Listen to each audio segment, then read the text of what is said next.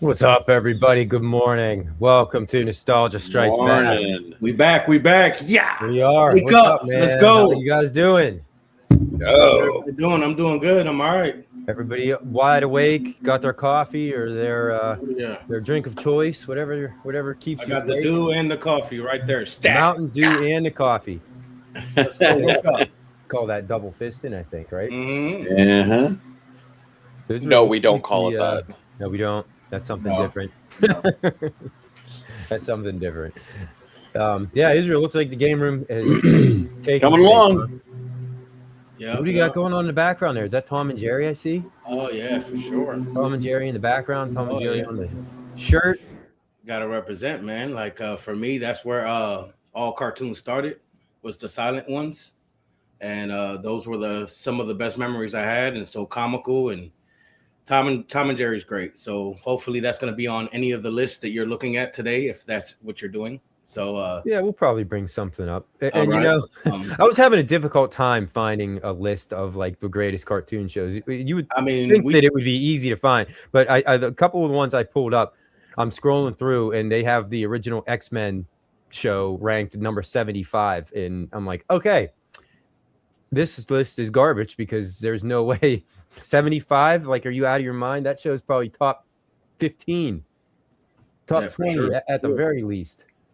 Me and you had what's up, Hockey Decoded discussions, and I've already told you what my top is. Obviously, you know what it is, but like that's more of like my 10, 11-year-old self. You know what I'm saying? Yes. Like when you want to talk cartoons and stuff, it would have to go back even further to about 2-3 years old, about 5-year-old range.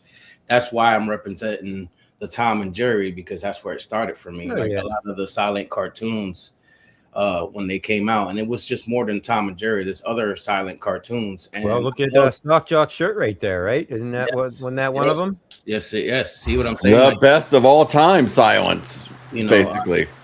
Pretty much. My opinion. That's like the Cadillac of silent cartoons right there.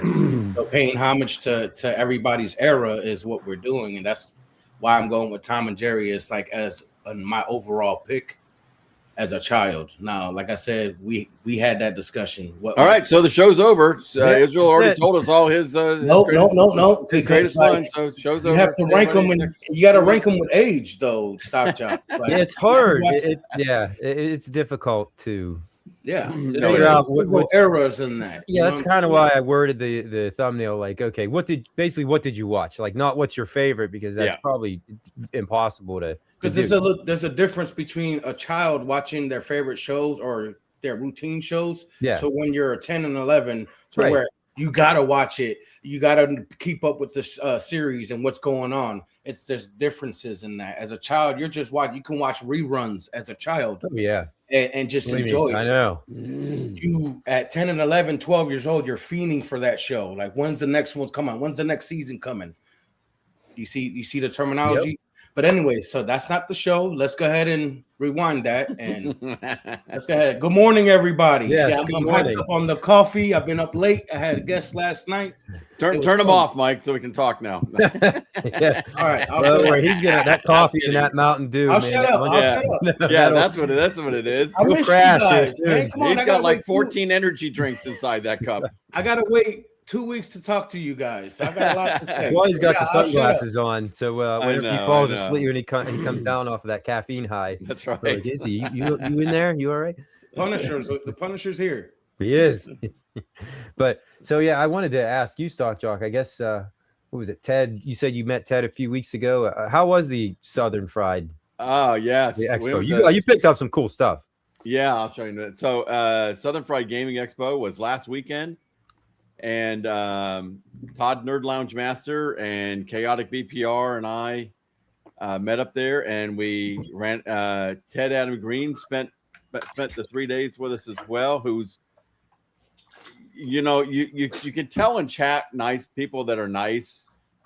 He's one of the really, really super nice dudes. I mean, goodness gracious, he's from Macon, Georgia, and he talked, "Hi, y'all." Oh, he's got that Southern. Oh man, and he's just the nicest dude you could ever meet. And And so we played a lot of games, and we played a lot of Firepower, which he has affirmed is the greatest pinball machine of all time. Firepower. I don't know if I know what that one is. Oh, Firepower is the best. The best.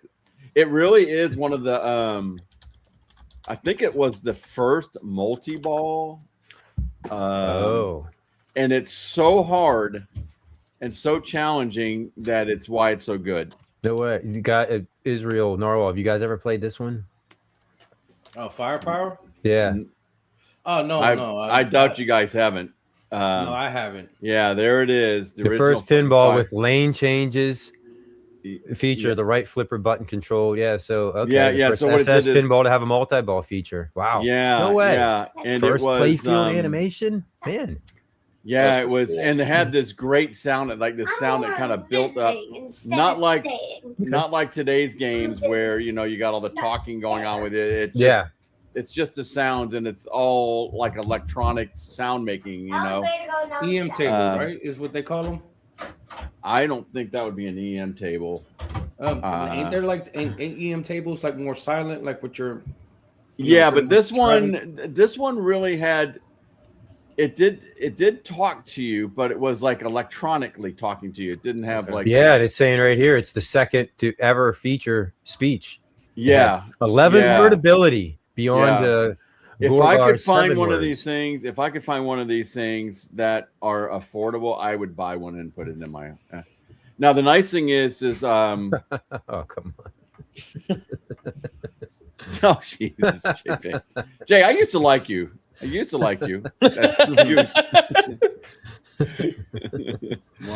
but that's crazy. I didn't. I feel stupid. Knowing about this game, but apparently it was revolutionary because it changed everything.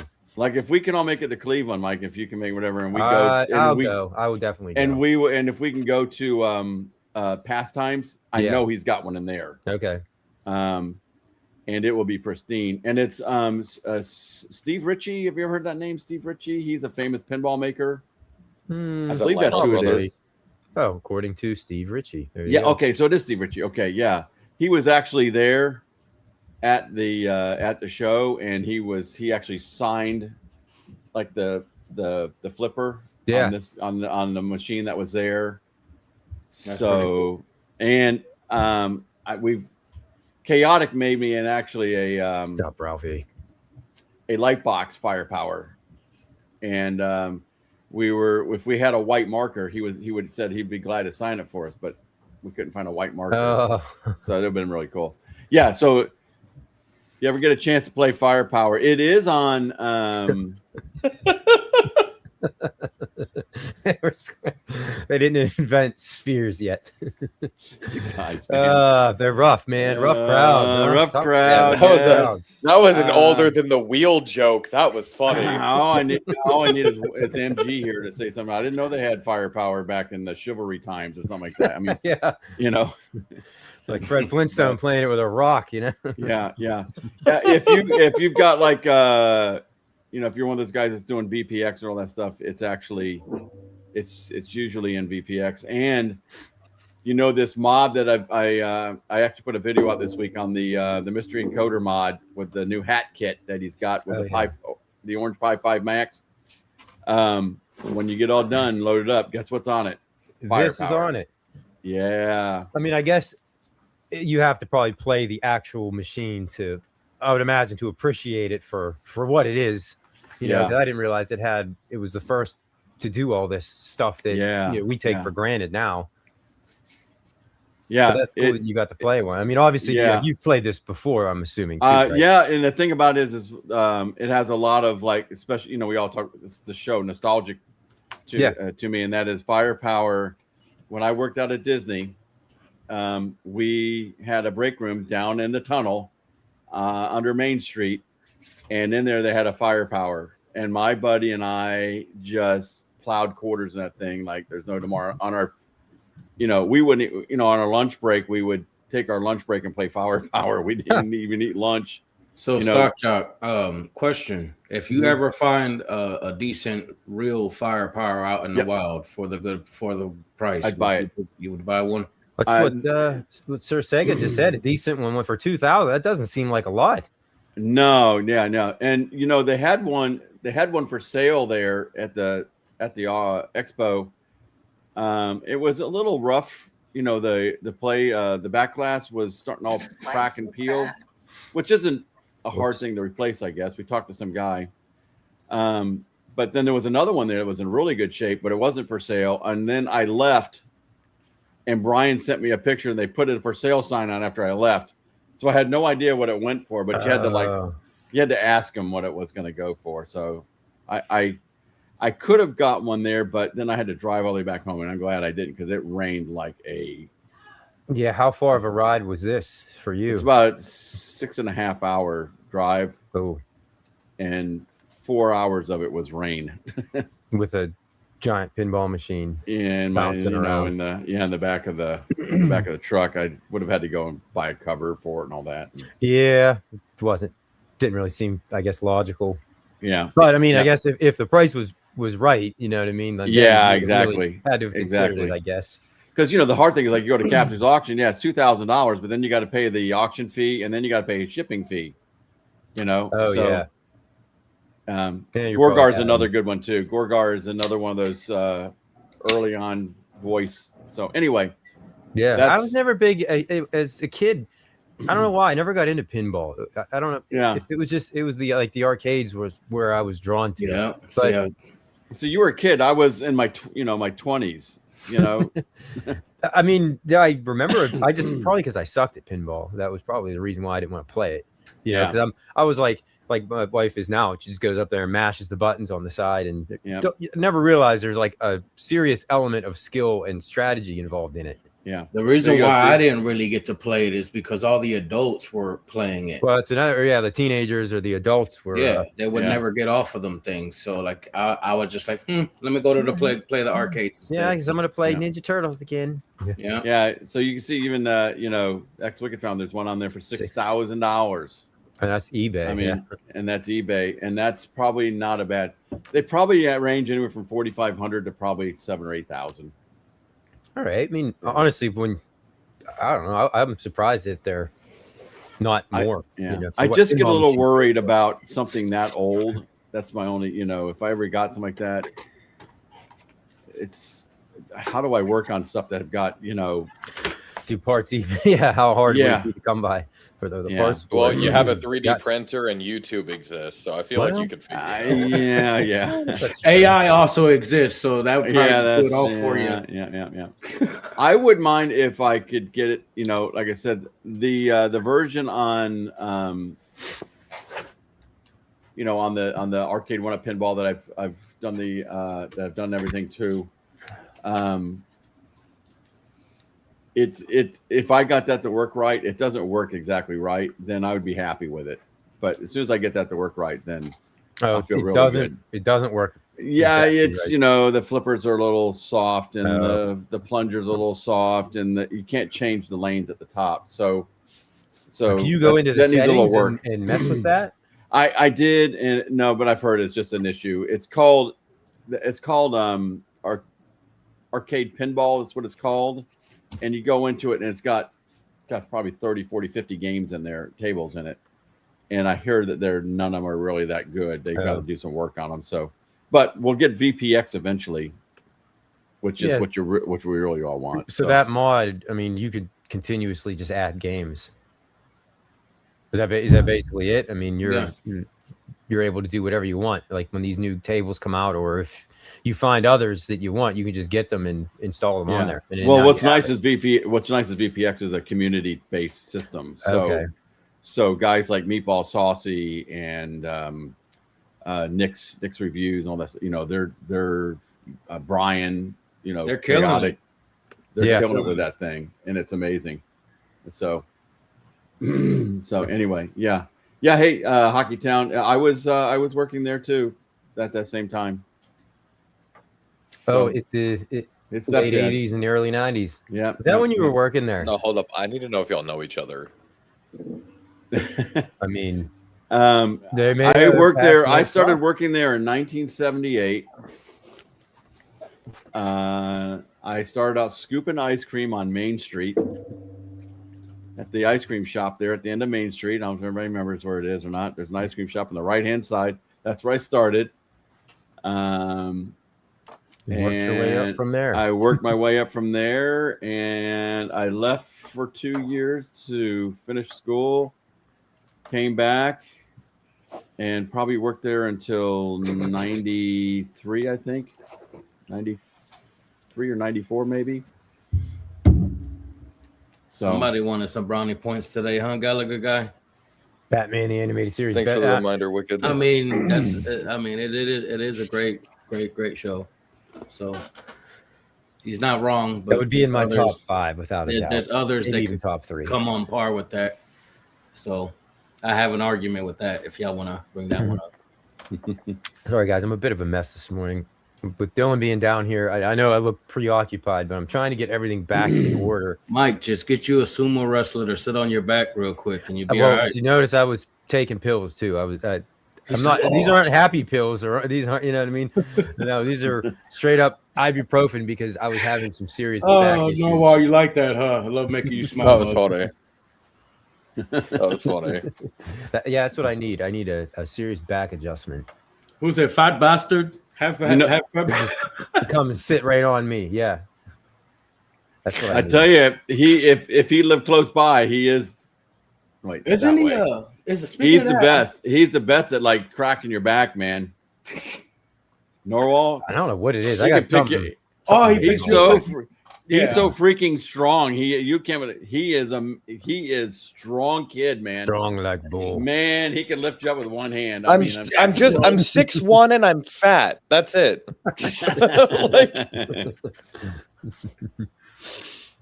Well, you hold it well. You know, I would have never. I didn't know you're 6'1". Yeah. He's big boy. I got them thunder thighs though. I got them. Thunder thighs. He got them horse calves. I'm going to brag him for when he used to be at that when he was and he's back by the way with a personal trainer, but he would go and he would flip one of those gigantic tractor trailer tractor tires down the parking lot, right, Harrison? Yeah, well, you used to do that. Well, all right. When I was 14 is when I like started and stopped working out, and I hit my max bench at 375. At 14. Yeah, and my God. I quit working out after that because I didn't care about eating right. He's stupid strong. Yeah, that's the only thing, man. Eating right. Yeah, that does kind of suck. Yeah. Morning, Serge. Yeah, country boy like, strong. Oh, stop drinking soda. No, I like my soda. I know. All the good stuff is all the stuff that's bad for you. Or is that what you're drinking on? Is a Surge? Oh yeah, what was that? No, I got Jarritos. I got strawberry Jarrito on me. Ooh. I don't even know what that is. That sounds fancy. Mexican soda, and it's phenomenal. Right. Bring out the horchata. Glass bottle and all that. Was it a twist top or a? You need a bottle. No, it's a pop. That? Oh yeah, man, it's a bottle opener. Sweet. I never knew you drank those. Mm-hmm. Only the strawberry one. I don't think I've ever heard of them. Only the strawberry one, huh? You had a 16-year-old that's 6'2", and you're both short. You know How what? does that work? Have you done a DNA test or so the Amazon guy who comes awfully tall? No, don't put that in the man's head. It's a nice, easy Saturday morning. Ralphie knows. Ralphie knows what you're talking about. So see, at least Serge. I got somebody cultured. Yeah, these guys know. I probably would. I've never seen them. I mean, I'm sure I could buy them on Amazon. I mean, if you guys could find chicken crackers and get them down there, I can find Mexican with cane sugar, which is more healthy than corn sugar, right? Yeah, you can find that at the grocery store now, like the Coca-Cola, from Mexico. Well, you can usually find it too, and I've seen them over there. Well, this is zero sugar in it, but there's a whole lot of other. I don't know, 250% of this. You see how he's covering that M real quick. He's like, hold on, let me cover that. They ain't paying me. This unnamed green drink that I'm. So not today, sir. Nope. Yeah, there's no sugar in that, but there's a whole lot of other stuff that I probably shouldn't be consuming. But anyways, I wanted to ask you guys, and I was going to ask Israel, but I didn't realize you, both of you, all three of you have seen this new Spider-Man movie that everybody is raving about.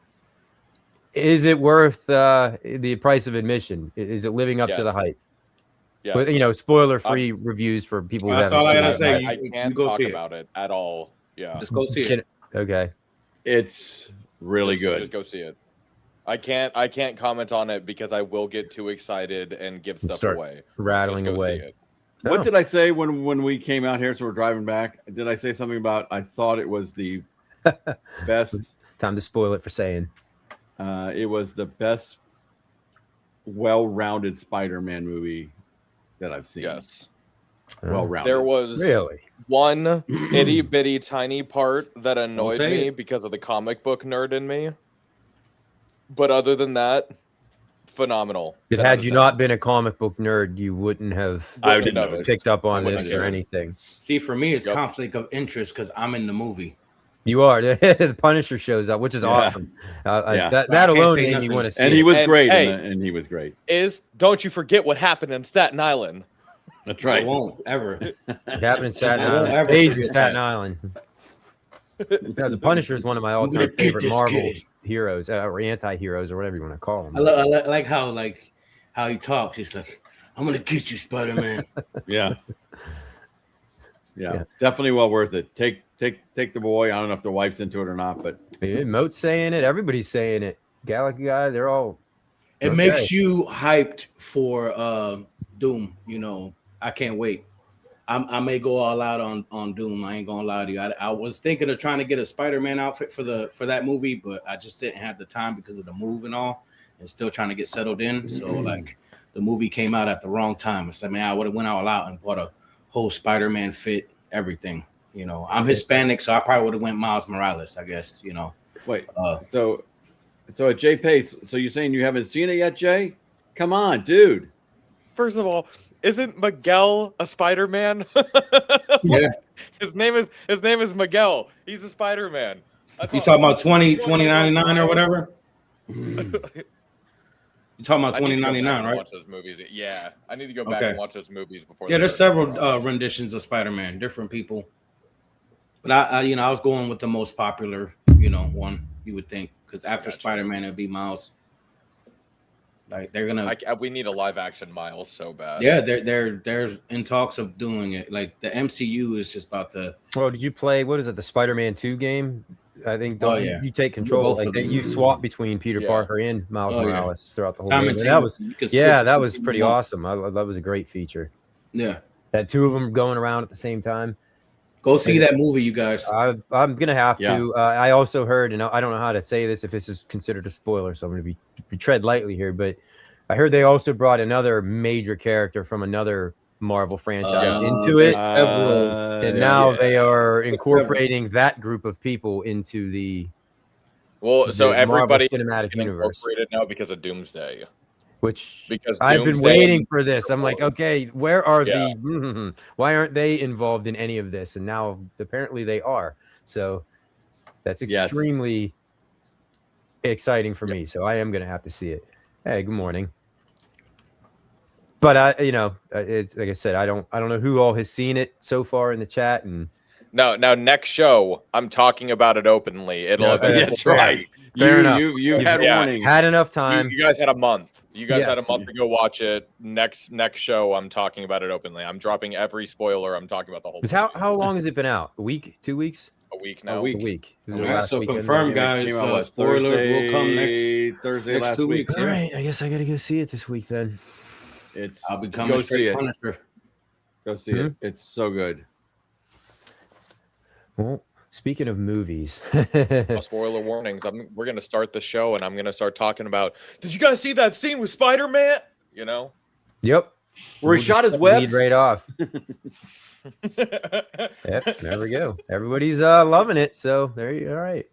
Because I know some of these movies, they get all this hype and then they bomb. Oh, I went all out bougie style. We had private seats in the middle. reclining. It was nice. You went for the whole experience. We had the XD glasses. I mean, and Stock Jock and Narwhal were down there eating their filet mignon, and Yeah, we got there too late to do that. We could have. We actually could have.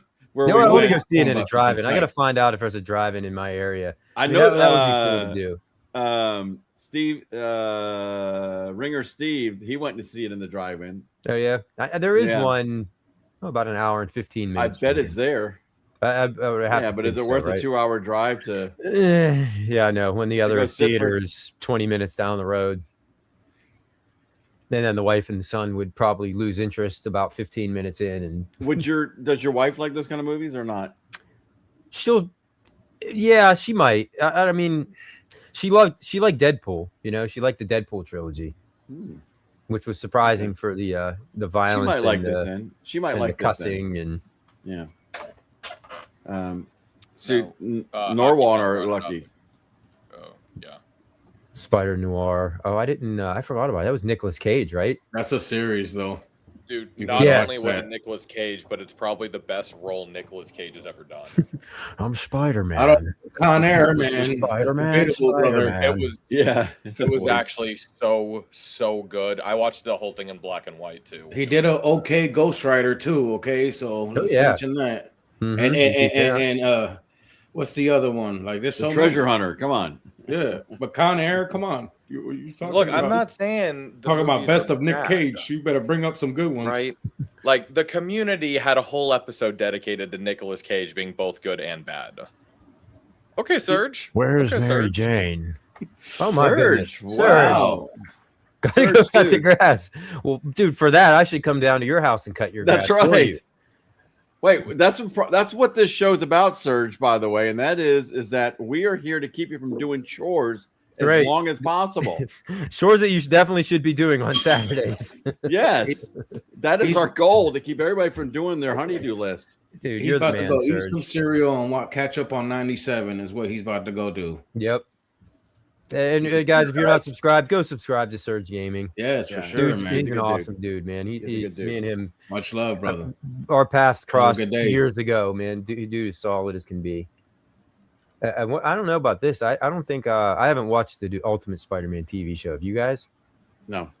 I'm not sure. I didn't even know that was a thing. The Ultimate Spider-Man TV show. I don't know. Or Spectacular Spider-Man.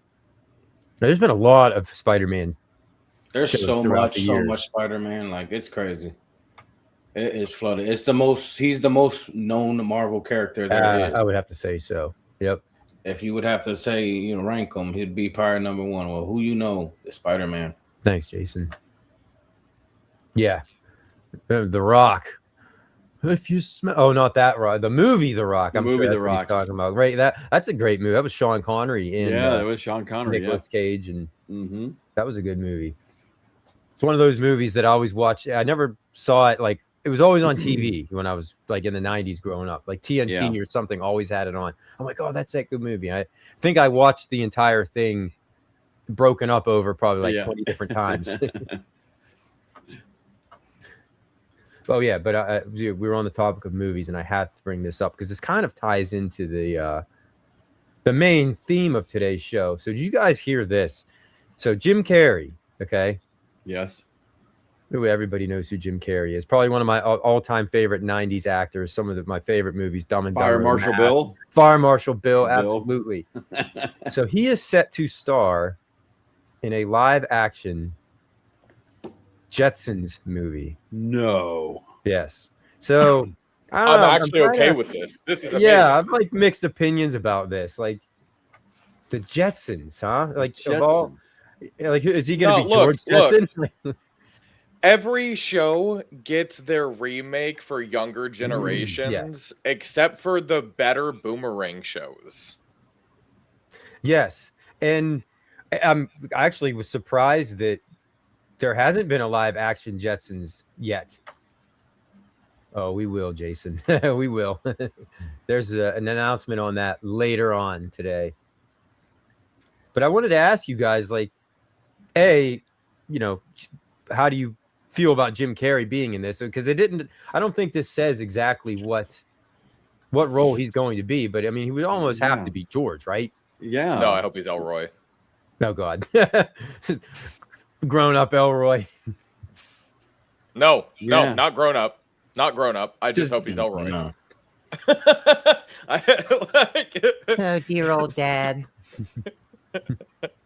So what you guys think they're gonna go with like a CGI like cartoon animated style, or you think they're gonna go with actual like live action? I think the way it's talking here, it's going to be a live action. Like it's going to be. Remember, like the Flintstones back in the 90s. Remember? Yeah.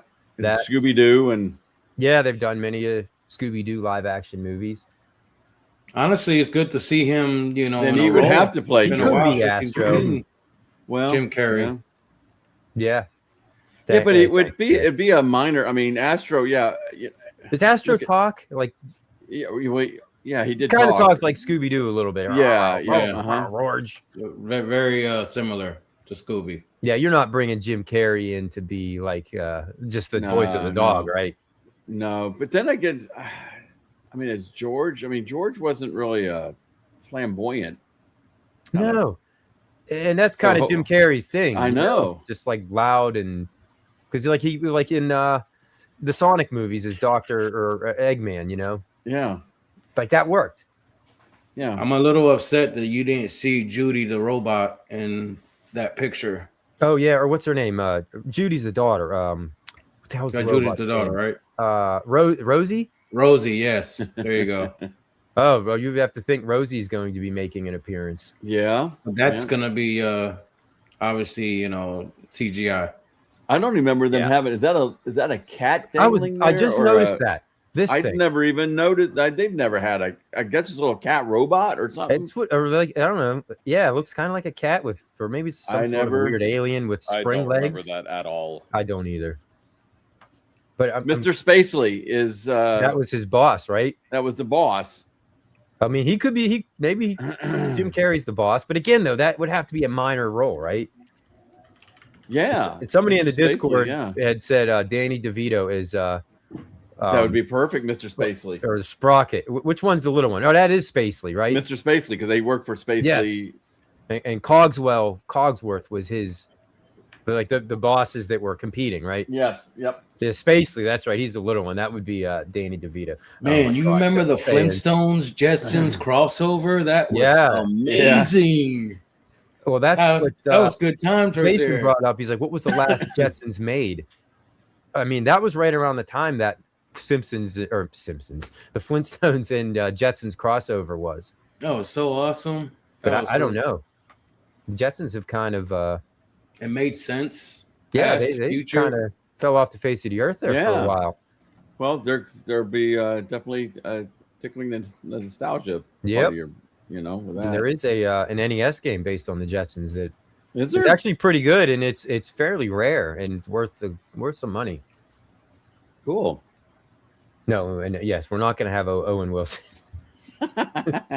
Wow. I'm just curious what direction they're going to take with this movie. I mean, it's got to be like a fun, lighthearted movie, right? Like you can't make this into like a drama or anything like that. Yeah. But with Jim Carrey, I mean, you never know. Yeah, you never know. But I don't know. Somebody brought that up the other day, and I was like, "You got to be kidding me!" Like of all things, you know, the Jetsons are coming back, and Jim Carrey's going to be involved. I'm like, okay, I'm Ralphie, Jared Leto. Hey, Mike, would you watch a Freakazoid live action? Yeah, that's enough, man. You pulled that one out of. Yeah, right out of the hat, huh? Yeah, that was another crazy short-lived. That'd be a good Jim Carrey right there. Freakazoid. That would be like textbook Jim Carrey. You guys, Stock Jock Narwhal, you guys probably have no idea who Freakazoid is, do you? No. Narwhal, that was before your time. Stock Jock, that was after your time. I was after his time. Freakazoid. Yeah. Okay, explain what Freakazoid is. All right, I'll have to bring it up. Okay, because I got to know now. Maybe it'll be a Jim Carrey clone. Maybe they'll all be Jim Carreys. Jim Carrey that's right. Everybody. That'd be the perfect role for Jim Carrey. Freakazoid. Maybe I could probably pull up like the intro of the show without getting copyright, right? I mean, yeah, I would hope. Yeah, Stock Shot, he had like a red outfit on. He kind of looked like the Incredibles, like the Incredibles, and had like real long spiky hair, like Don King kind of. You know what I'm saying? He was a superhero. I'll have to look up. Oh, it's Warner Brothers did the show. I would say I don't think it couldn't. No way it lasted more than a season, but maybe it did. Yeah, for those of you who don't know what Freakazoid is, maybe I'll copyright it right there. Boom. Yeah, you're done. Look at that. Yeah, I don't remember him. Johnny Bravo stance right there. You seen that? Yeah. Does anybody in the chat remember Freakazoid? So this is like a bum version of Captain Planet? I mean, it's like a combination, of probably a lot of different things. Look, that's him right there. I like it. Look, he's a nerd, and boom. Yeah, that would be Jim Carrey all over it. Yeah. You see what I'm saying? You're right. That would be perfect for him. Oh. I totally forgot that this show existed. I know what I'm watching today. Look at that. Jim Carrey. Yeah, it was just, I even see it in the cartoon. Do you think there'd be enough people that would probably not? That would want to go like, oh, I'll go. I mean, I guess if you still did it, I mean, they've probably might go because of Jim Carrey starred in it. Oh, the Spielberg. Steven Spielberg presents. Yeah, I didn't even realize. I forgot about that. I got to know more. Isn't about that this. even like the likeness look like Jim Carrey kind of? If you like, it's like makes you wonder. Did they base it off of Jim Carrey? Yes, exactly. All right, so it went for 2 seasons. Oh. When? Oh, okay. Yeah, 95 to 97. Yeah, 95 to 97. Produced by Warner Brothers. Crazy teenage superhero that fights crime. Can't see how many episodes there were. But either way, that's Freakazoid. This is like when Steven Spielberg was just trying to put his name on anything, right? He's like, yeah. Well, I mean, everything he was doing back that was like right during Jurassic Park and all that stuff in this comic book character stuff. Yeah, I can't remember. I imagine it was probably both because that's what happened with a lot of those cartoons. They started on Saturday mornings, and then they got into syndication, and they were they were always. But Mike, you remember Freakazoid, right, Mike? Oh my God, 100%. You there? Okay, so see, we alike in like so many ways. 100%. All right. I was glued to cartoons back then, so we saw it all, and I want to say they even had action figures, and which of course they probably did because they always had action figures. Yeah, I had no idea that Steven Spielberg was involved either. Well, back then, he was involved with everything. He just tried to get his name on everything, it seemed like. And if you saw his name, that's probably half the reason why they did it. Like, we got to get Spielberg involved somehow. Oh, yeah. Then people saw that, and they're like, oh, no, this is going to be great. Oh, 24 episodes, huh? The IMDb to the rescue. Yeah. There you go. Yeah. Well, I mean, back to the Jetsons thing. That's awesome that Jim's going to be involved in that. So I'm curious, like you guys are, if he's going to be George or not, and, or what role he's going to play in that. But like I said, I had to throw that honorable mention in there because we're talking favorite cartoons and stuff. And I was like, you guys talking Jim Carrey. If they want to make cartoon movies like that, bring in to match them with actors, Jim Carrey would have played. No, that's Freakazoid. Yeah, that's a good 90s like obscure cartoon. Yep. One of these days we'll have to look at that. Like some of the Ace Ventura was pretty good too. Yeah. You hear me? Yep. The Mask. They had a lot of cartoons based on his movies. Actually, I think I have the complete series of Ace Ventura back there somewhere. No, he doesn't get up until 2:00 in the afternoon usually. Hey, I want to go back real quick to That's right, something we talked about earlier, which was you talked about The Rock and Sean Connery. Yeah. And Galaga Guy put a good point in and it's up there quite a ways. It's hard to find it, but he talked about does anybody? I don't remember him dying. Connery. He died in 2020. I don't remember any big hoopla about him dying. Was it maybe because it was right during COVID or something? It was during COVID, but I mean, like I know that one of the greatest, but the best Bond of all time. Absolutely the best James Bond. But why wasn't that ever like a huge deal? I thought it was a good point. Gallagher brought it up there. I wanted to And what was his comment? Do you remember? Did he say? He just said it's basically the same. That like how did we not make a bigger deal about him? Yeah, it wasn't a big deal that Sean Connery passed away, and to me, yeah, that was a. Yeah, I feel like if he was still alive and it would have died, next week, I'd be like, oh my god, Sean Connery! Like I can't believe that. Like he's a legend, And so curious, Narwhal. That was at your age, as a child. I know we're not on that topic yet, but we're allowed to go off on tangents. That's fine. Really, really curious, man. To what was your favorite cartoon or series? I guess I gotta wait on that, huh? You gotta wait. See, I gotta. Izzy just wants the show to get over because his wife is back there telling him, "Hey, get out! We gotta unpack. That box is still need unpacking. We gotta unpack. Get that show over with." Tell them to wrap it up. My all-time favorite or my favorite Saturday morning cartoon? Because those are two different answers. Okay. It's hard, man. There's tons of different brackets that you could put this out. You gotta let it simmer a little bit. Me and Stocks are already talking it, I already know my favorite Saturday morning cartoon was always just whatever Boomerang had on. Like that's why I like the Jetsons and the Flintstones. Like a lot of the Hanna-Barbera cartoons. Yeah, it's also where I saw He-Man for the first time. Which, sorry for letting people know that He-Man's on Boomerang.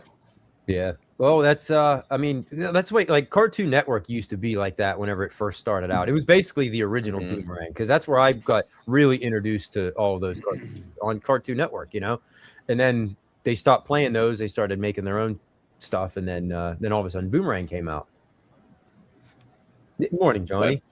Best cartoon when I was growing up was either Ben 10 or Star Wars Clone Wars. Which, for your era, I can see that. Yep. Those are both pretty.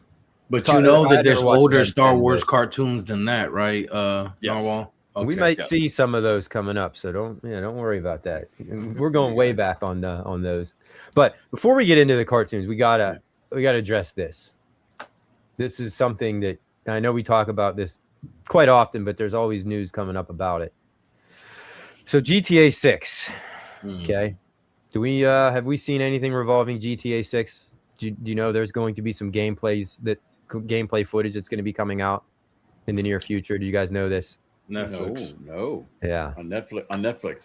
But you got to be subscribed to Netflix in order to see it. Like, how do you feel about this? This is kind of the paywall. Yeah. Like, this is the first ever of anything I've ever seen like this. Like, they're releasing an extended look of the gameplay of GTA 6, but they're putting it on Netflix. But honestly, nowadays, who does not have Netflix? That doesn't surprise me. And get this. Netflix paid $100 million for this. Mm-hmm. What? To be able to do this. $100 million. And I guarantee you they're going to make their money back 100 times over, probably. Yeah. I hope that's not true, Johnny. Microtransactions are about to take over again, and there's going to be either a lot of lawsuits coming, and it's going to be crazy because a lot of customers and consumers are not going to want to do this. Like I said, I'm going to go ahead and state, a lot of us nowadays have these services, like Netflix and Hulu and Disney, for sure. What I'm saying? So, but that's crazy that you're going to charge somebody to watch something that it's going to be pirated.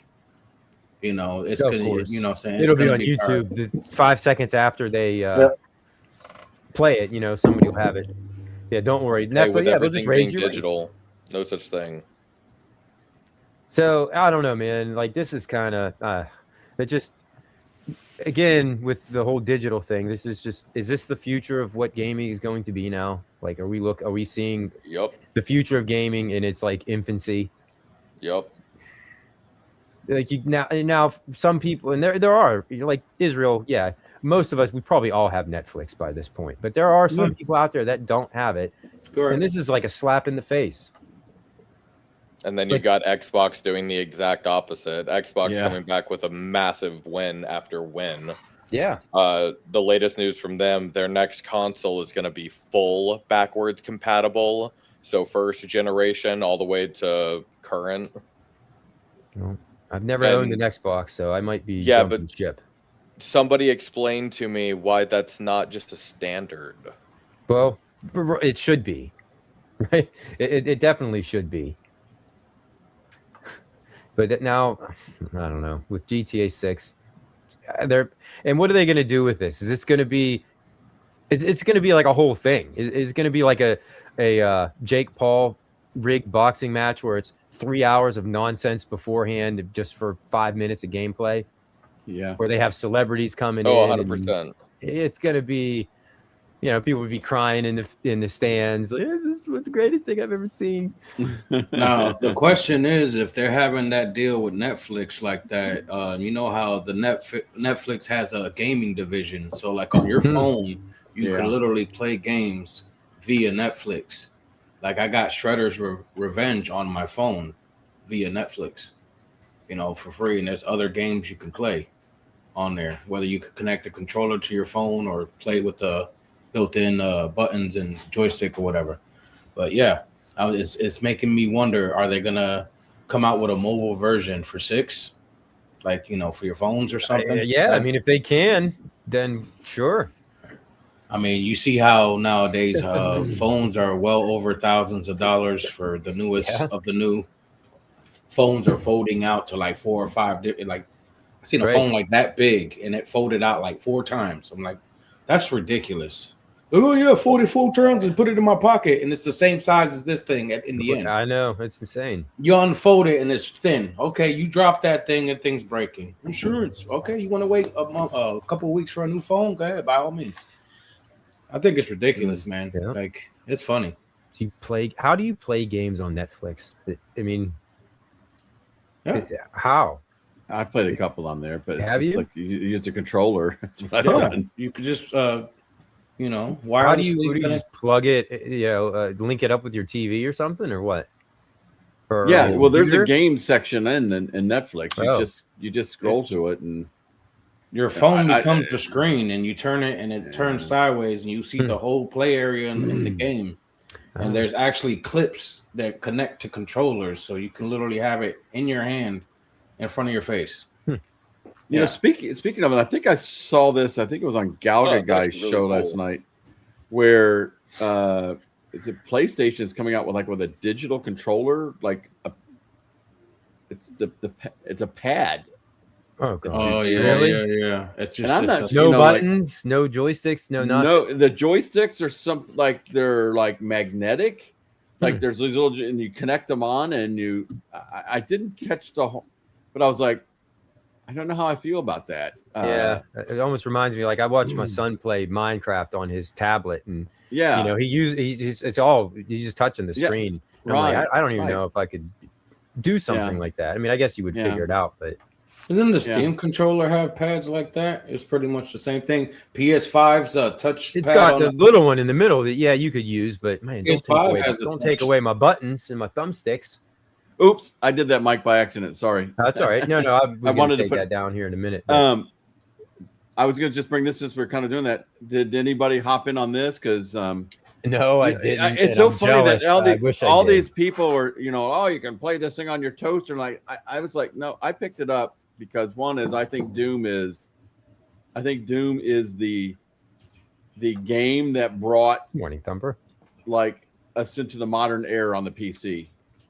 Right, Doom. I agree with you on that one. And so to me, it has a huge nostalgia effect for owning something like this. Like, granted, I know everybody can play it. But that's not the point. You can play it in a PDF. Sometimes come on, it's not the point. Yeah, but it's the point is owning something that is like wow, this is cool because that's a cool thing. I mean, look at this is the granddaddy to me of all PC games. The console itself, it's like it looks like it's like you're in the game Doom. Yeah, exactly. So, I hopped on this. Yeah, this to me put PC gaming on the map almost. Yeah, and it sold out like that. That's what I heard. They weren't even making 3,000 of them, and it sold out like that. So. Well, so what? You can play Doom on your toaster. I mean, or on your refrigerator monitor. I mean, play it there. Yeah, go play it there. I'm going to sit in my chair and play it, or on the airplane and play it, or whatever. I have 1,000 different ways to play NES games, but I still have a giant shelf of them that I'm currently. You know what I mean? Sometimes that's that's not the point of. Well, I could play it. Yeah, I can play it on whatever. That little handheld thing is really cool. Yeah, yeah, I like that. So should have gotten me anyway. one too, Daryl. Well, yeah, I think we're talking last night. I think it was me and Gallagher guy. Maybe it was Mike B. But they were. They said they're already going on eBay for $600. yeah, and $600-700 bucks. Yeah, sure. Yeah, they are. Yeah, those are nice. Very nice. Yeah, and you get all those. You get the carts and a case, and you get like the old PC case, computer case that they would give it to you in, and there's a keychain and all that other stuff. Anyway, I thought it was cool. I'm a big Doom fan. Doom's awesome. Right Even now. The modern day Dooms are good. Have you tried those?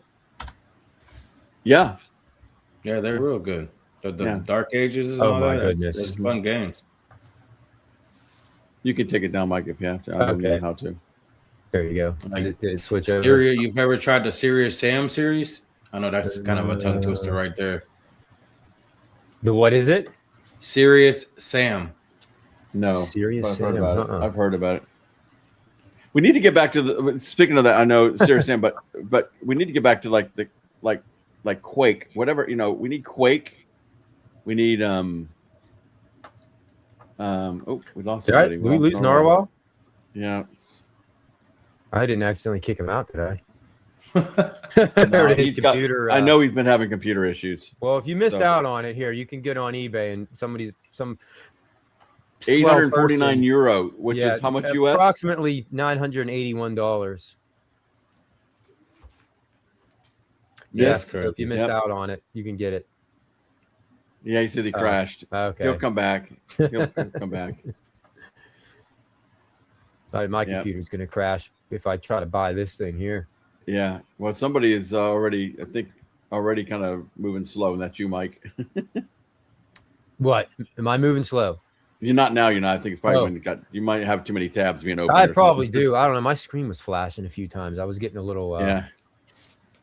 I was getting a little concerned. But yeah, maybe a lightning strike there, huh, buddy? I don't know, man. It's been storming. Not today, but it has been. Oh, we've had storms here like crazy every day.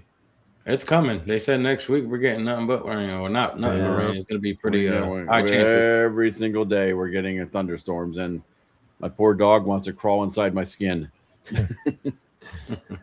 Before we go to commercial, which I figured it would probably be a good time since we lost Narwhal, but he probably hasn't seen. So I'm assuming everybody here has probably seen the movie Sandlot, right? Yes. Oh yeah. That's a pretty classic baseball movie. Well, they're bringing a series. It's going to be a YouTube exclusive.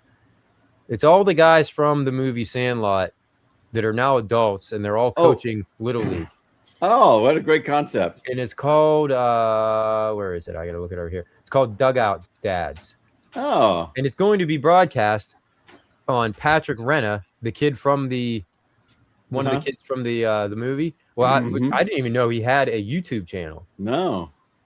And there it is. Yeah, Dugout Dads. Yeah, look, this dude's got a YouTube channel. Look, he looks exactly the same as he did when he was a kid. But does he have 12,000 subs? No, he only has 210,000. Okay, yeah. That might be a little bit more. Yeah, look, he does YouTube apparently. Even though he's wearing a Tom Brady jersey. He said just a tad. Just a tad more. But I don't know. I saw this the other day. I'm sure I probably can't play this at all, but we're gonna at least play a little bit of it. Maybe we'll play it muted. But yeah, it's like they bring a lot of the cast of Sandlot back, and they're all competing Little League coaches, and it's going to be a series. I don't know if they're all in it from the original cast of the movie. Like, so it's a series, right? Yeah, it's going to be a series. Oh, so that's probably how they're going to come out. Oh my gosh, yeah. Like, it looks exactly the same. Yeah. That's cool. You'd have Mr. Big Numbers if you started a channel. Benny the Jet's not in it. That stinks. Yep, Dugout Dad. You're killing me, Smalls. I'm pretty sure he says that, or somebody says it in the trailer. He said, I don't want to play it because I'm straight up pulling somebody else's video from a YouTube channel. But I had to bring that up because I don't know, I saw that the other night and I was like, oh, no way. Oh, and I'm like, wait, this dude has his own channel? Like, oh, I got to subscribe to it. Such a great movie, Yeah, it is. You're right. On, Hockey Town. The rest of the cast does look extremely different. Not him. Nope. Yep, he kept his looks. Poor guy. No, this dude looks like a living cabbage. Yeah. I love it that he hasn't changed. Like, there's certain people that you see them as kids, and you haven't seen them for 30 years, and you see them as a grown adult, and you're like, "Yep, I see it."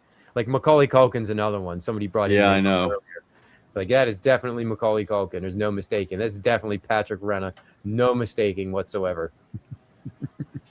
A living Cabbage Patch doll. Okay. I figured that's what you meant. Yeah. Pretty close. He's a full-time firefighter. No way. Oh, really? I did not know that. Yeah. You mean that movie didn't vault their movie careers? Can't believe that it did. I mean, of all the people, because that kid was in a couple of things. He was in one of the Mighty Ducks movies. Topanga's in it. I'm watching it. Oh, that's right. Yes. Somebody said, hey, Ralphie, that's right. She's his wife. Kind of an unlikely couple because she also still looks like she did when she was younger, and she aged very well. It's great in Son-in-Law. I don't think I saw Son-in-Law. Oh, so that's what it is. They're playing new characters. They're not the same people. I was under the impression that he at least was the same person, but maybe he's not. They should have done that, but maybe they couldn't do it. Yeah, maybe. Since this is something that he's producing, I guess, on his own. I guess that's probably, that makes sense. They're probably not the same characters. But they are, but they aren't, Yeah. One of those kind of things. They probably couldn't. Well, obviously, if it's a YouTube show, they probably didn't have too much. No. Yeah. You'd have to get licensing and all that stuff to get those names probably. No, but they could just kind of pretend like they're those characters, but never come out and say it. There's ways around it. Yeah. I'm surprised. Well, if I guess it's a series too, so yeah, probably be a little harder for us. If they did it as a movie, maybe it would pick up, kind of like Grown Ups or something like that. I mean, and it streaming starting August 26th. Okay. So there we go, man. August 26th and 27th. That weekend's going to be busy because then you'll have that show starting, and then the big GTA 6 reveal on Netflix. Well, gosh, I can't wait for that. Yes, I know. So if you aren't subscribed to Netflix, hurry up and go get an account just so you can see some gameplay footage. You play baseball like a girl. Yeah, you can't say that now. That's right. They get mad at you. Hey, what's up, Mike? Good morning. Well, you guys want to hit a commercial break? I don't know if we're going to get Narwhal back or not. I'll see if we can get him back. He's in the chat. So yeah, there was some Star Wars stuff that we might see here in the commercial. And we need you in the Star Wars segment. Yeah, Narwhal about it. So, all right, everybody, we are going to go on a quick commercial break. So, sit right there, and we will be right back. Right back.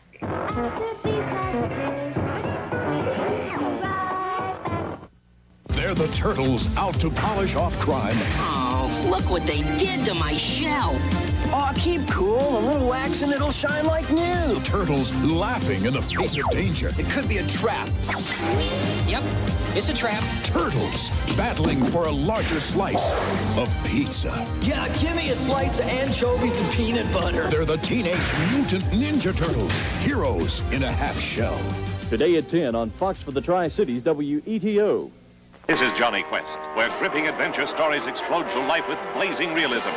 Watch as full living animation makes possible a new kind of excitement never before seen on television. You'll travel to exotic places. You'll brave perils plotted by the most diabolical minds of the century. And it will happen every time you enter the incredible world of Johnny Quest. Every week on ABC's Wide World of Entertainment.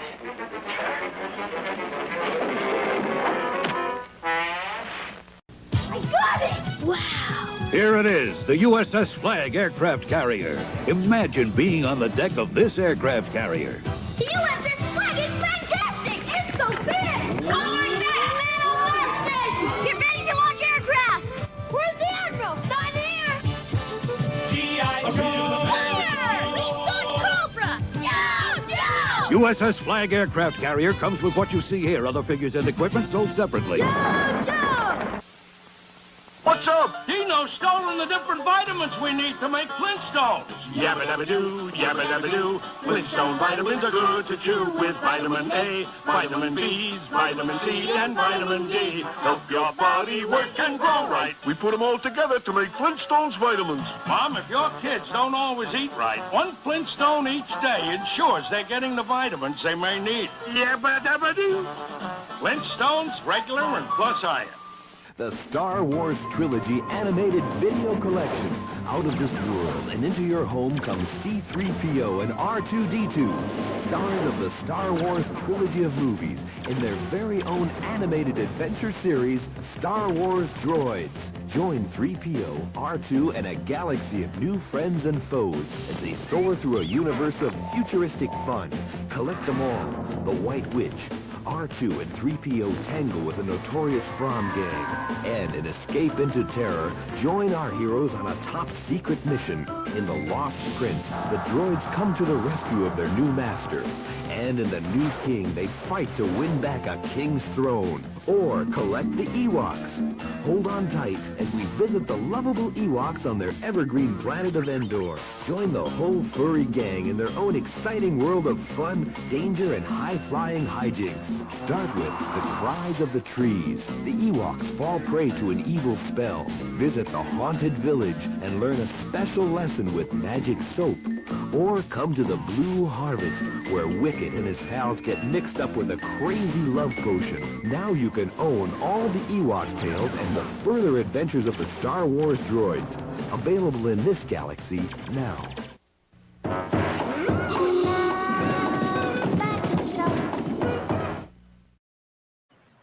We're getting Narwhal back, but no, we're not getting him back. Okay, we're not getting him back. His computer crapped out on him. Yeah, that's they were talking about that USS Flag. I had to throw that thing in there, and the prices are all over the place on eBay for them. Remember the one we did find though, the one we did. 30 grand is what the dude was asking for it in box. Because it was still in the box or something like that? Or I think it was a steel box too, if I'm not mistaken. The box looked like it'd been through some stuff, but yeah, speaking of in-box, what do we got? Oh, yes, there's your big pickup. Yeah, my pickup from the show. I picked up a ColecoVision in the box. Oh, man, that's nostalgia. Right in the box right there. Yeah, I did open it. I mean, the box is pretty torn up already, but at least it's got one end on it. But I opened it up, and it's in really good shape. And waited till the last day of the show, and it was still there because he had a big 20% off sign and everything. So I think I picked it up for like $150. That's when you get the deals, man, right on that last day. $150. Am I glitching? Am I lagging? Yeah, you are a little bit. Oh, crap. Not right now, you're not, but every once in a while you are. Make a great Wicket. Yeah. But yeah, that's the if you're going to hit those conventions up, that's the day to do it. Is what would you say? Was it Sunday? The last Sunday, day? yeah, the last day. Yeah, everybody was trying to get rid of their stuff. Right. I picked up cartridges for $3-4. So I picked up about 15 cartridges for it. No way. Yeah. Have you tried it yet? Have you? No, I haven't tried it out yet. Are you going to? I guess I will try it out. I've got to get my. Here's the thing. A week from Monday, we are tearing out all our floors, so I've got to move all the furniture out of my house, and that means so I'm not going to connect it all up right yet. Yeah, that makes sense. I got to connect it up, and then I got to tear it all out. So, do you have a CRT to play? I don't have a CRT, so I'm going to try and run it through I have a RetroTink. Oh yeah, you heard of those? Yeah, I've got a RetroTink. Me and Rangus use those. You're gonna take everything out. Well, good. I need to talk to you then, Mike, on how to get it hooked up. Well, I'll refer you to Rangus because he's okay. I need to call you one night when he's over there because I'm having a little issue getting my Yeah, for sure. You could definitely. He's coming over every night. I want you to just do it in sections, Stock Jock. So when the other half of the floor is done, you can move your items and your furniture over. There's an awful lot of stuff. So I rented a pod. I rented a pod, and we got a mover coming. They're going to move everything out. It's just going to be easier when it's all empty. I get it. Yeah. That way I don't have to. I'm paying these guys to come in and lay a floor, not to move furniture. That's the way I look at it, Yep. So I like that $2 for his for normal new computer. Well, and he's got a really good computer, but I mean it's a pretty beefy computer. So I'm thinking maybe the power supply is going out or something. Yeah, I mean, we all know how that stuff is temperamental. Yep.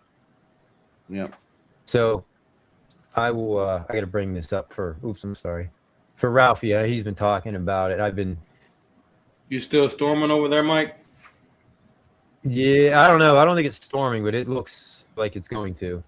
Am I glitching out real bad? Yeah, you're glitching out pretty bad. You're like, oh yeah, I sure am.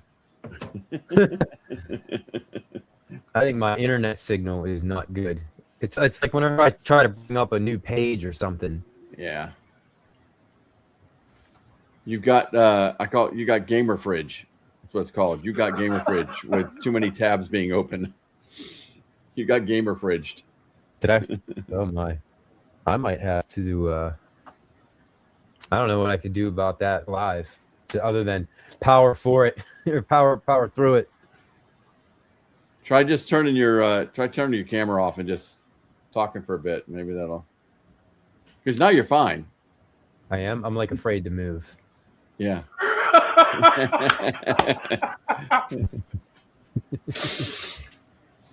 Can you guys? I mean, is it the camera that's lagging, or is it's it the camera that's lagging, not your voice? Oh, okay.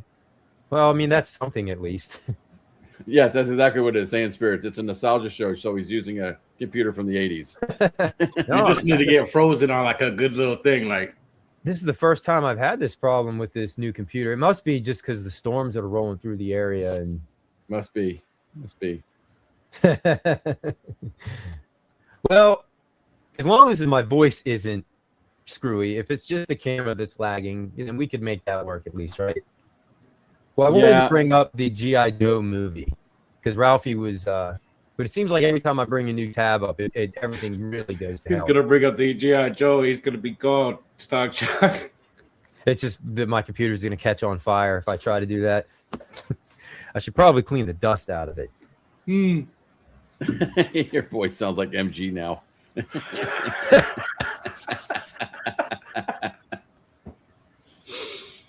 Don't take the red pill, Mikey. You don't need a soundboard with Mike. So the voice is okay though. It's not. Generally, yes. It's not chopping up real bad. Okay. Well, no. Every once in a while, you do sound a little like you sound like Jarvis a little bit. Sometimes a little like Jarvis, but all sometimes we could make that work. Because I'm looking at my other monitor. Yeah, like I love all that. Everybody's saying, "Mom, hang up the phone." Oh yeah, I'm in real bad shape right now. Oh God. Well, anyways, I mean, I look good, fine on my end. It's the rest of you guys. It's your internet. It's all their computers. Yeah, it's everybody else that's watching. It's theirs. Yeah. Mom, you're embarrassing me in front of my friends. Get off the phone. Yeah, I have a serious lag. Like I'm clicking on the comment right now to highlight it and it's not responding. Oh, I can do that. Is that you? No, you did that one. Oh, that's a solid 3 seconds after I clicked on it. Yeah. Yeah, it's definitely an us thing. Yes. Well, great. Now I'm all frustrated. Oh, Mike. This kind of stuff shouldn't be happening. Paid a lot of money for this computer. No, it's the internet. It's got to be the storms that are going through. I mean, it wasn't like this the whole time, was it? No, it started probably 10 minutes into the show. That makes sense. Oh, is it really? Has it been that long? Oh, God. No, it's just been doing it off and on all morning. Okay. Looks stunning in his aviator. Yeah, he looks like the Punisher. I mean, He does. Aviator glasses. I'm the gaming pilot. You know what I'm saying? When Narwhal and I went to see Spider-Man and the Punisher showed up, he goes like, Israel. That's Israel. Yeah. I've been hearing it quite a lot lately from a lot of people. I don't want to bring up any more tabs because I don't want to make matters worse here, but we'll have to talk about those old Star Wars cartoon shows another time when Narwhal is on. I mean, we'll touch on it real quick. Do you guys? I'm assuming you've at least heard of those, right? You knew of them, haven't you? I kind of remember the Ewok stuff, but that was like right after Return of the Jedi.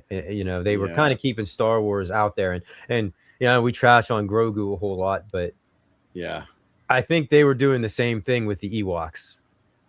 Yeah, they were definitely marketing them, and C-3PO and R2-D2. I mean, those appealed to kids. So yes, they were kind of pushing those, you know, and that was the new Star Wars. I mean, there was 2 garbage Ewok movies that came out. I think one of them had starring Wilford Brimley.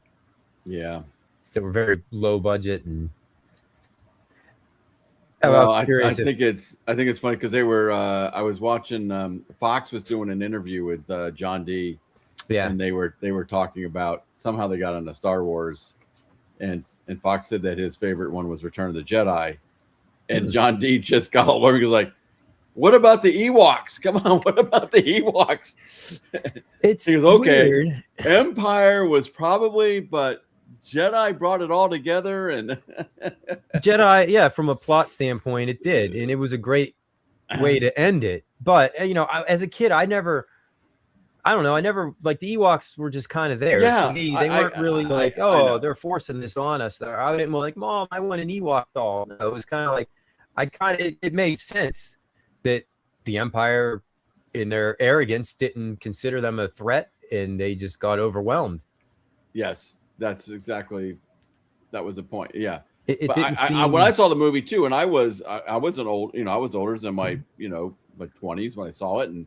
You didn't go, that is just stupid for kids. I didn't think it was stupid, but now, you know, I look back and I go like, that was stupid. It's that was dumb. pretty, it's pretty obvious what they were doing. But now Return of the Jedi is so beloved in my head because it's part of the original trilogy that I don't have it in me to trash on them for it. But now I do. But then here I am being a hypocrite going, oh, Grogu, that's all they're trying to do is market this towards kids. And I mean, considering how dark Empire Strikes Back was.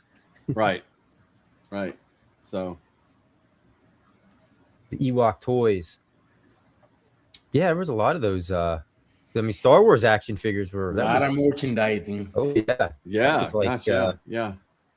Some of the big, that was like the launch of the action figure craze, I think. Star Wars. Yeah. Kenner, huh? George Lucas made a lot of money on that. Oh, he sure did. And Jay, I did see that, like that interview, and it was funny where John said that the guy who was the I guess the head interviewer or whatever, or the guy who was making all the decision who to hire or not, he asked him why everybody has what was your favorite Star Wars movie? And some guy said Return of the Jedi, and the guy goes, he didn't get the job. I put a poll up on my channel a few weeks ago just to collect some data for the Star Wars video I was working on, and it was, you know, of the original Star Wars trilogy, you know, which one is your favorite? And it was Empire Strikes Back was overwhelming. And then was it Empire Strikes Back, New Hope, and then New Hope, and then Return of the Jedi? Yeah, that's the way it should have been. Yep, and that's how it is for me, and not hating on Return of the Jedi at all. Yeah, Narwhal's he's freaking out. You'll be so happy, my computer. Apparently, he has some opinions on the subject. And I wanted to know if Narwhal ever saw those Star Wars cartoons, and what he thought of them, or if he even cared about them. I mean, I know they were long before his time, but I had to buy both the complete series on DVD just to have them, because that's a piece of Star Wars lore. It's right up there with like the holiday special, you know. You know, we will do an episode totally where Narwhal is in charge of the show and talk about Star Wars. Yeah. How do you hate Ewoks? They actually, that's pretty. That's like a May the 4th kind of show. Right there, style. We want to wait for that for like a that'd be a perfect opportunity for that. Okay, so he saw the cartoons, hated them like everybody else. They're kind of ridiculous, but still want. They're actually hard to come by. They weren't, they were not easy to find. Mike will sell you his set for $2 million. Yeah, I mean, there's a price on everything. Oh, Jason. So Jason, is that true? Yeah, there were. What was it? Jason. I can't remember what they were called on the spot, but there was two of them. I think it was like the Caravan of Courage. I think was one, and yeah, and it was like I don't remember what the other one was called. But of course, I have both of those too on VHS in my museum of stupid, obscure things. And is that true? Is that what the Battle for Endor? Maybe. Mm-hmm. The Ewoks movies were the first to be stereo simulcast on local radio stations. I forgot that they used to do that. Like movies and TV shows and stuff would be on radio. Oh, that's all long gone. But we got to get into some cartoons at least. Yeah, you guys both already hinted towards your like Israel. You're wearing the Tom and Jerry, but where does He-Man fall in all of this? Right? Got to be. It's somewhere up high, isn't it? It's my 9-10-year-old self. That's your 9-10-year-old self, and Tom and Jerry would be your, as you said, younger. Yeah, about 4 or 5. Tom and Jerry, stuff like that. Pink Panther is a good example right there. Like same thing with Stock Jock. I love the silent cartoons. Like right now, there's no sound obviously in the background, but you can feel and see what's going on by the action, and you know what I'm saying. Like you get the gist of it, and they don't make cartoons like that anymore. You know what I'm saying? Nope. But my 9 or 10-year-old self, would you like that answer, or you want me to? Yeah, I mean, there really isn't a correct answer, I guess. He like I said, you brought up He-Man, so He-Man would be in there, but my tops would have to be the Marvel, X-Men, Spider-Man, and then after G.I. Joe, Transformers, He-Man. That's all the good ones. Because I stumbled upon He-Man at an early age too. Well, yeah, we were real young when He-Man was 6 or 7 too. So that's when I started to get into action. But like I said, when your parents put cartoons on for you at first, they kind of censor it. Not they're weary. Yeah. They don't want you to watch something they don't think you would want to watch yet. Violent, but Tom and Jerry is very violent. Honestly, yeah. That's what makes that, I mean, it's like Looney Tunes too. That was another one you probably. Oh no, there was nothing more than the Roadrunner. I mean, Roadrunner. I mean, there was nothing more violent. Come on. I mean, Coyote. I watched Daffy Duck get blasted point blank with a shotgun right in the face, and his beak turns around his head. Tell me why, like, some of the music is some of the best music that I've ever heard orchestrated from anything animated, like stuff like that, like the old Mickey Mouse. The music drew you in. Yeah, it was like real suspense. Talented people that composed this stuff. Oh yeah, you know what I'm saying. So a lot of that was that, you know what I'm saying, at a young age. But like you brought up He-Man, and that's getting into that. So I've seen He-Man and the earlier Transformers when I started to transition. But when I had to watch. Hold on a second. I'm sorry. I got to put this up here. Why? Why? They had Wendy and what was his name and the dog? Why? Jason, dude, you just lost total. Just lost all the respect for you, buddy. See, go ahead. I'm sorry. I watched that show, and I hated those two kids and the dog the same way because they felt forced. But for me, that was my first exposure of seeing Batman and Superman and Aquaman and Wonder Woman all come together. I'm like, this is great, but why are these idiots here? Yes.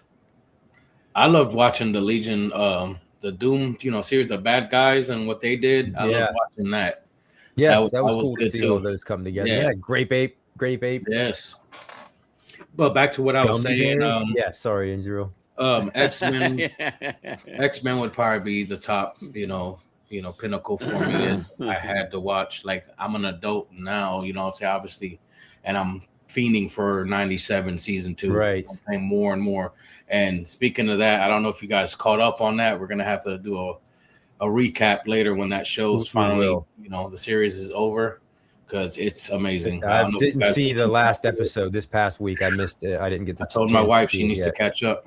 She has other animes and shows she likes watching. So like, I have certain ones, and I was like, I gotta watch 97. I said, I can't wait for you no more, sweetheart.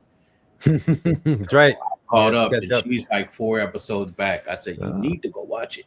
And she listed off some good ones there. Yeah, I saw her comment earlier. Spider-Man is definitely up there for me. Like that animated series. Batman, the animated series. I know that's going to be your top. I know that's going to be your top probably pick, Mike. But like that's also a good, you know, series that I enjoyed as well.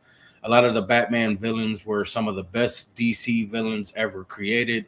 It's almost like the Spider-Man villains were the best villains ever made in Marvel. Yeah, it's like the best portrayal of those. Both of those series were hand in hand. You would watch Batman the animated, and then you watch Spider-Man the animated, and then if you were lucky, you would see the new X-Men. X-Men was in there, and but a lot of it was reruns. A lot of it was a lot of reruns. They like to show them weekend, and the next weekend they'll show it again for some reason. Back in the day, it's like, come on, I want to see the new stuff. So hey, no judging, Johnny. Gem was always mixed in with who was it? That was the Hasbro, wasn't it? Yeah, G.I. Joe was definitely top notch and stuff, and Gem was always mixed into it. I started to grow out of it once the nice, like Street Fighter and like Tekken cartoons started to come out. I was like, well, I'm getting a little too old for this stuff. It's time to go to work. I love cartoons to this day, but like as far as like having to watch animes and cartoons all the time, I'm picky now. I'm really, really picky. And like 97 has like, it caught me. It's like, welcome back. Welcome home. Yeah. Do you guys remember the Pro Stars with Michael Jordan, Bo Jackson, and Wayne Gretzky? that was a pretty, and Hulk Hogan's Rockin' Wrestling, I think, was one. Another one that, I mean, not that these shows were great by any means, but one more honorable mention before I give up the mic. I think Inspector Gadget caught my eye and attention. Yeah, somebody had brought that up earlier. You know, Garfield. You know, he was. I loved Garfield and Friends. Very sarcastic, like me. I'll tell you how it is. You know, it is what it is. But he hated Mondays. I hate Mondays as well. We all can relate. But I love lasagna. Love lasagna and hate Monday. I mean, who doesn't, right? Right. But yeah, go ahead. I'll let South Jock take over because he's about to do the wacky races and the whole nine and Captain Caveman. Yeah, you know, I was thinking like when I was a kid and I would watch, you know, Johnny Quest, still my all-time favorite. Yeah, I put that commercial in there for you. I appreciate it. And yeah, I watched it in black and white, and because that's what I had as a kid. I had a black and white TV. Which was a lot of people probably. Yeah. Of course, Scooby-Doo was a me too must watch. And the funny thing is, Scooby is probably one of those cartoons that just transcended through all the yeah. I mean, they still I know make it started in when did Scooby started in probably what 70? Oh, it might have been. It might even been before that. I want to say maybe 1968 or something like that. Let's see when I'm trying to think. It probably did. When did it start here? But yeah, Scooby. September 1969 was the first. Okay. Scooby-Doo, where are you? Yeah. So I was 9 years old then. So Scooby, you had to watch just to see who's going to be on this week, you know. And because they always had the guests, right? They had the Globetrotters. The Three Stooges were on there once. Three Stooges, Batman and Robin. Yeah, they had everybody on, so it was really cool. And then I remember there was another one, and it wasn't really a cartoon, but I think we've talked about this before. HR Puffin Stuff. Does anybody remember HR Puffin Stuff? And they for all the girls on there, they had that young kid on there. His name was, I think, Jack Wild was his name. Oh, was he a hunk? And he was a hunk. Yeah. And so that counts. I mean, I put Sesame Street on the thumbnail. You know, that kind of falls into. It's not really technically a cartoon, but it's the people in suits. And Wicked had mentioned something earlier about the show Dinosaurs. which I loved in the 90s. I just bought 2 awesome figures from NECA about that show. But HR. So you watch HR Puffin stuff? HR Puffin stuff. Love the Herculoids and Hockey Town Arcade. Sorry, Boltstown Arcade. He sent me. He gave me the Herculoids disc, the set. So you have the series.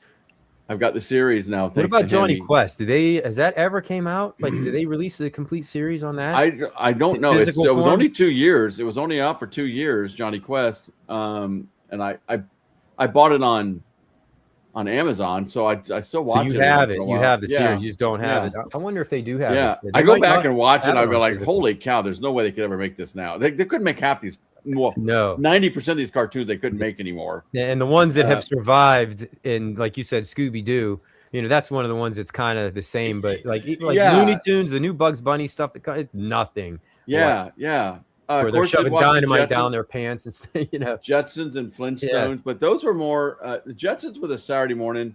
Flintstones was too, but it was also an afternoon show too. I remember, like you get home from school and you could watch. You could watch the Flintstones. I remember always watching the Flintstones in the afternoon. And then Muppet Babies. That was a good one. Of course, Tom and Jerry's another great one. We used to watch tons of Tom and Jerry because Tom and Jerry's from way back, like another 60s and 70s, I think. And then gosh, it's Wonder Dog, and there was a lot of so many of these. I just go back and think about, we had, Saturday mornings was kind of like for you guys. It's not like that anymore for these kids. No, not at all. Because they got cartoons all the time. You watch. Yep. Saturday mornings was our time, and that was probably about the only time that your parents let you. It's about the only time your parents let you stay inside, until noon. Yeah, and then they kicked you out. And then they kicked you out. I think Johnny said he might have been the one who brought it up. In our era, it was cartoons ended, and then like shows like Saved by the Bell came on. That was always like the older ours kids. Was like I can remember after the cartoons were over, like they would have like the wrestling would come on. Yeah. Oh, yep. You're not allowed to watch that. Go outside. Yeah. And then of course, one of my all-time favorites, the Pink Panther, which to me is one of the best cartoons. If you've never sat down and watched a Pink Panther cartoon, sit down and watch just the brilliance of it, because I think there's only 2 episodes of all the episodes he did, which is only, I think, 2 years, did he ever talk and said a word in. I think it was only 2. So he actually did speak. He did speak twice, I think, if I recall. And it was like just a word or something like that. But oh my gosh, the satire that they would put into that this show was just it just made you really kind of giggle. That's and I mean, they made some legendary movies, live action movies. I mean, totally different than the show, but yes. Show. And to me, still the Pink Panther movies are still some of the funniest, especially the first one. Crack up. I mean, I laugh hysterically every time I watch them. Peter Sellers and, like you said, Kato. Yep. Coming out from the refrigerator. Dressed up as like a Japanese. It's like a ninja or whatever. Yes. No, my brother sends me clips all the time, just randomly. Yes. It's like something from Instagram. I'm like, it's Pink Panther. and the famous "Does your dog bite?" Does your dog bite? No. He tears off his hand. I thought you said your dog does not bite. That is not my dog. Not my dog. Yeah, that's it, Mike. So we can sit here and you can talk about things like that and you can just laugh. There you go. So 4 seasons. Okay, thanks. I thought it was only 2. Yeah. So it was just a brilliant cartoon. The Roadrunner. I mean, you had to watch Roadrunner. I mean, again, all it did was beep, beep, but and the coyote. Right, there was no talking in that. The coyote didn't speak either. He didn't speak either. No. They didn't have to. I mean, you knew exactly what was going on. You knew exactly, yeah. It was simple and straightforward. Like, I mean, I could watch those Roadrunner and you know what it's going to be. You already know. Like, Coyote's going to fail over and over again. And over and over and over again. I think there's going to be a movie out. Yeah, I think there is. I think it's called. Is it called? It's called Wile E. Coyote or something like that. It's like it's like Wile E. Coyote versus Acme or something like that, or like suing them. I think. Yeah, for all the failed, every single one of their contraptions that backfired on him. So I mean, he's got a case. Right. So I could go on and on and on. I mean, gosh, I'm trying to think. That's they said. There's really movies. Too many to. You can't. It'd be almost impossible to. No, there's not a favorite list. and I try to still think of how did they fit them all in, because they started like at 7 a.m. and they went to usually about 10 or 11. Right. And they were half hour long. 23 minutes. Yeah, 23 minutes. And half hour with the commercials. You'd sit there and that's it, John. And then back then I had 3 channels, so you had 3 channels of cartoons running. And that's crazy, because that's how it was. Like even like Israel for us. I mean, it was just the local channels that had them, and then Fox came along late in the game, and then they started getting like the more adult shows like X-Men before Fox, The Tick, and stuff like USA ruled my Saturday mornings. USA, yeah. The cable. I didn't have that. No, you didn't have cable that. channels. Yeah, I know, but I'm just saying. But like when I was a kid, that's like Fox had it, but like for the most part. But like when it wasn't Fox, it was USA. But if you didn't have cable, though, like the Saturday morning on the networks, was still a huge local. Thing. Yeah, that was still a huge thing. Like now, my son, like he doesn't even understand what like real TV is. Like he doesn't. Like he doesn't get it when we're at a hotel and there's no streaming and it's just watching basic cable. Yeah, that's really cool right there. Huh. The new Wile E. Coyote movie is actually produced by a company that allows you to buy in. That's pretty cool. Yeah. Honey. Yeah, we just had ABC, NBC, and CBS. That's all we had. We can all agree that the whole silent cartoon formula with the theatrical music is the music and the sound effects. Yes, the sound effects and the suspense. It draws you in. Those even if they did, like you said, like the Bugs Bunny show where you had who's the hunter that always Elmer Fudd. Okay, which of course, just the nuances of Elmer Fudd and And again, like I said with the Roadrunner, you knew it was practice. It was going to be the same thing. Like you're going to watch Elmer Fudd fail repeatedly and get all sorts of messed up, and Bugs Bunny's going to get away, But you still, it was great. Yeah, it was such great and imaginative writing back then, and of course, like I said, violence out the wazoo, but extremely. But it's the funny thing is that back then when we watch you see the violence, it was funny violence. It was. Now it's not funny violence; it's violent stuff. Yeah, and that's what's weird is that you can never do another Bugs Bunny or Roadrunner, but yet you can have, this extreme violence. Oh yeah, in cartoons, and not to put South Park down, but you have a South Park, which no, that's a perfect example though. You can have a South Park, which I know it's on at whatever 10 o'clock at night or whatever, but still it's a cartoon, or the Simpsons. Again, well, I mean, they've had their moments. Clever. That's what I'm saying. Clever, but it's adult humor. You can't, absolutely, and so it's just the Simpsons. To me, that's humor was funny. Series within a series. You understand that, right? There's multiple. Oh yeah, definitely. Yeah, Itchy and Scratchy is a rip off of Tom and Jerry. Sure. Yeah, they all are. Right. Yeah. Talk about extreme violence. I mean, there you go. But no, I was growing up watching. Sure. Bugs Bunny. Like I appreciated what they were doing, but I never once said I respected guns and things like that. I didn't know, guns are fun. I could just stick my finger in the end of the gun and it won't shoot. I could still watch that and laugh at it, but then it didn't like influence me to not respect weapons or anything like that. I still knew they were extremely dangerous. And well, it's so funny you bring that up about sticking your finger in the gun. Okay, Mythbusters actually had to do an episode on that. Oh, for God's sakes! Because obviously somebody tried it. Of course they did. That's a great idea. So Yeah, when I go work out, it happens to be they have the Mythbusters on like and it seems like to be that one happens to be on like every day I'm in there. Because that was Bugs Bunny, right? Elmer Fudd would have the gun down there. And he'd get ready to shoot. Bugs Bunny would stick his finger, and then the bullet would travel backwards in the gun and blow the barrel up right in his face. That's how it works. Yeah, split the metal up at the end of the barrel, just like. Oh, yeah, it was screwed up now. Yeah. So, but yeah, those are such. But you're right. But you go back to Scooby. Maybe Scooby never had to do that. No, that wasn't really violent at all. No. Maybe a little on the scary side. Yeah, I'll give it that. A little bit, but it wasn't like, oh, I'm gonna have nightmares about Scooby. But they did it all without any of that stuff. Mm-hmm. And did you like Spy vs. Spy? I love Spy vs. Spy. I never watched that.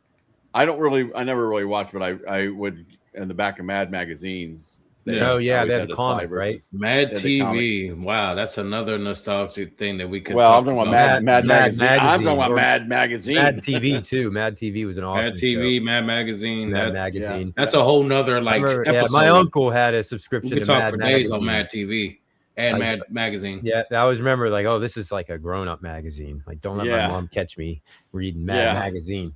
My uncle always used to have it. But this is a show I used to watch a lot growing up, Ren and Stimpy, and I loved it. Oh, still love it. But it was very I can't believe that show was on Nickelodeon.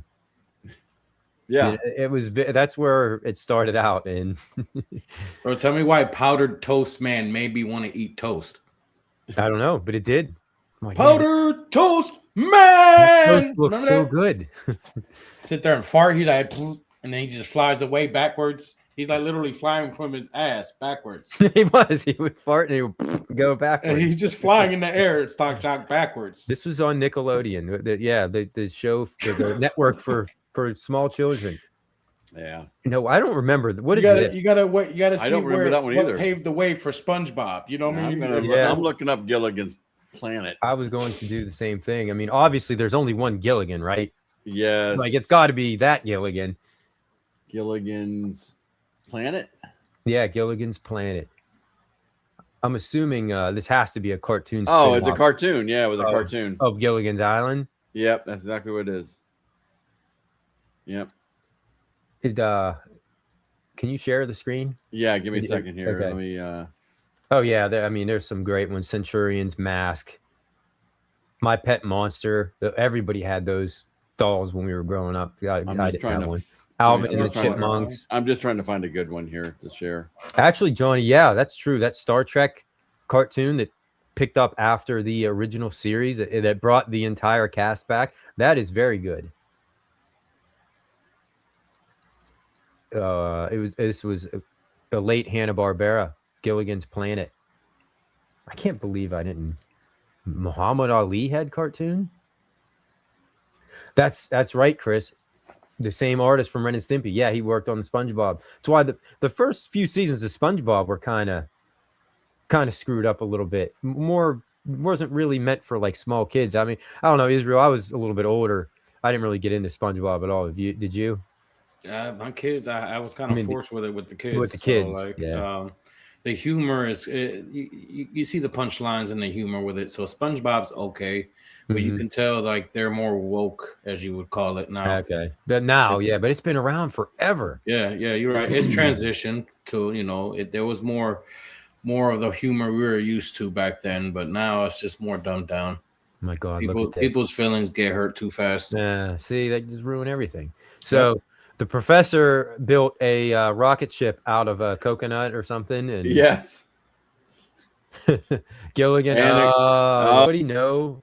Did anybody in the chat ever watch this? Because I loved the Gilligan's Island TV series. I would watch it. Was one of those things that was always on when I was a kid.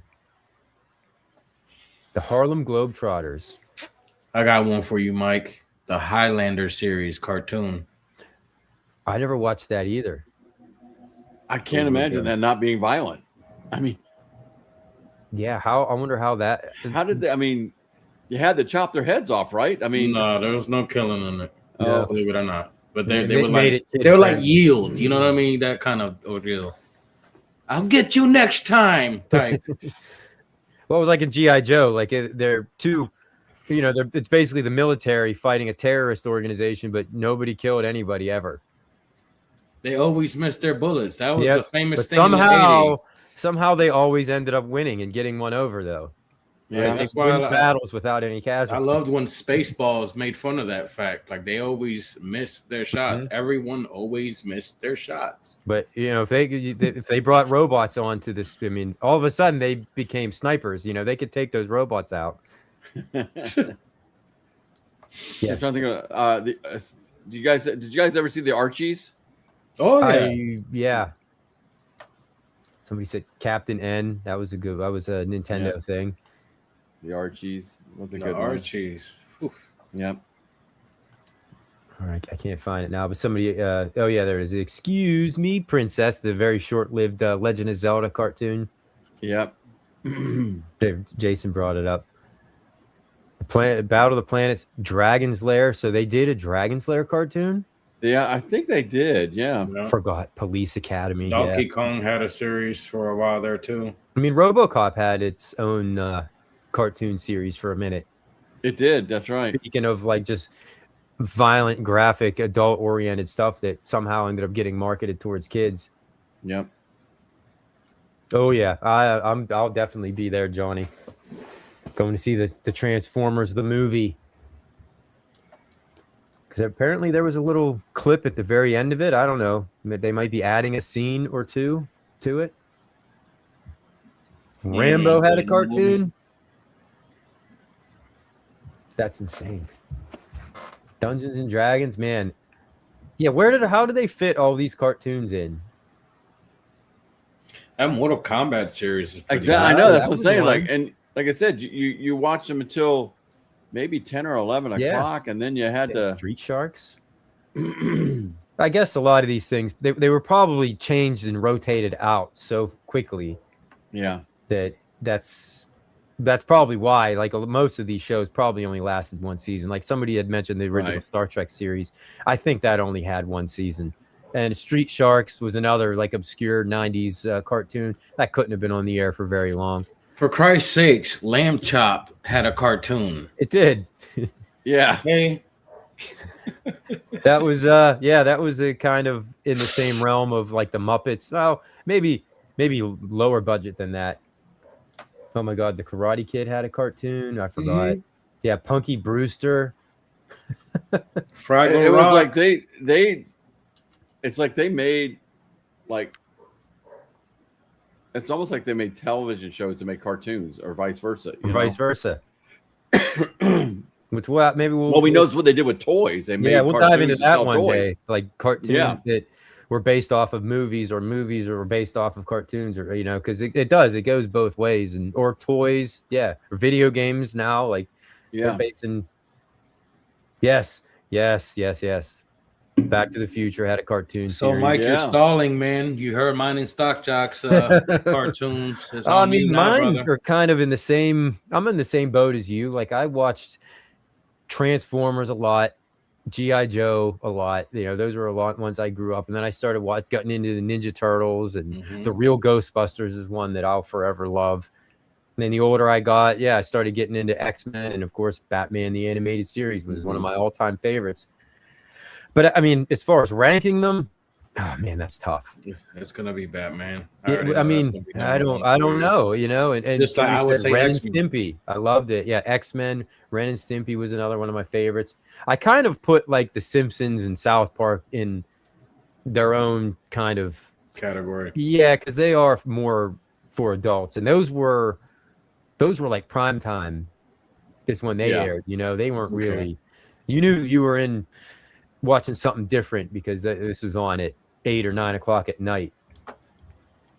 So what's 5-year-old Mike saying right now?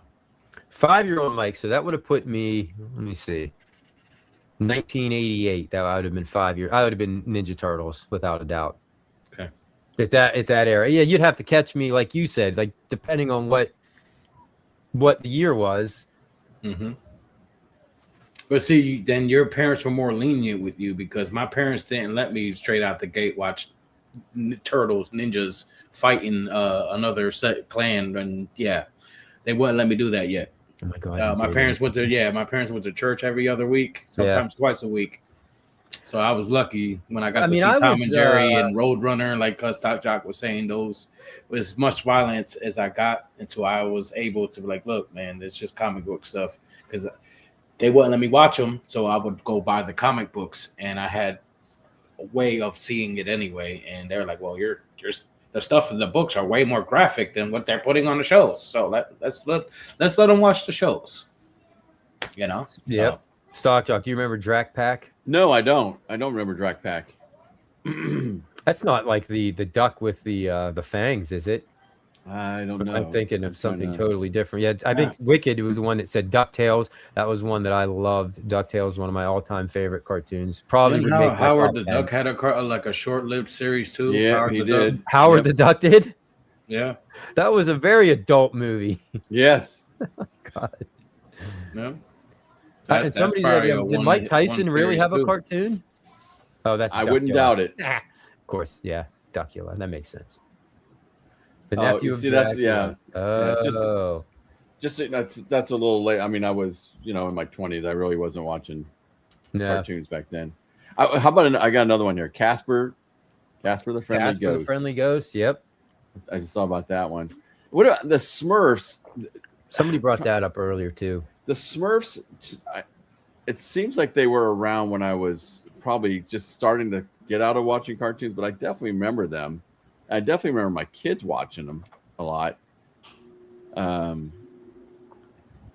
Yes, so I love Darkwing Duck also. Yeah, everybody talks about Darkwing Duck. Again, that's y'all's error. Yes, that was that would have been. You would have been. I'd argue the DuckTales is better than Darkwing Duck. That's just my opinion. The DuckTales is better than Darkwing Duck. Yes. Yeah, I would. They're still good. Darkwing Duck's amazing, but if I had to pick between the two, I'd say DuckTales. Yeah, the original DuckTales is. I would crack my top 10 without a doubt. Yep. Now this is just absurd. Laverne and Shirley had a cartoon. I don't know that. That's insane. No, the Brady Bunch and the Jackson 5 had a cartoon. I think I remember the Jackson 5 cartoon. Thanks, man. Appreciate that. The Fat Albert series. I do remember Fat Albert. I do too. The Cosby Kids. Yep. Hey. Yep. Oh yeah. Gargoyles. That was another. That was a good 90s. I think that was a Fox.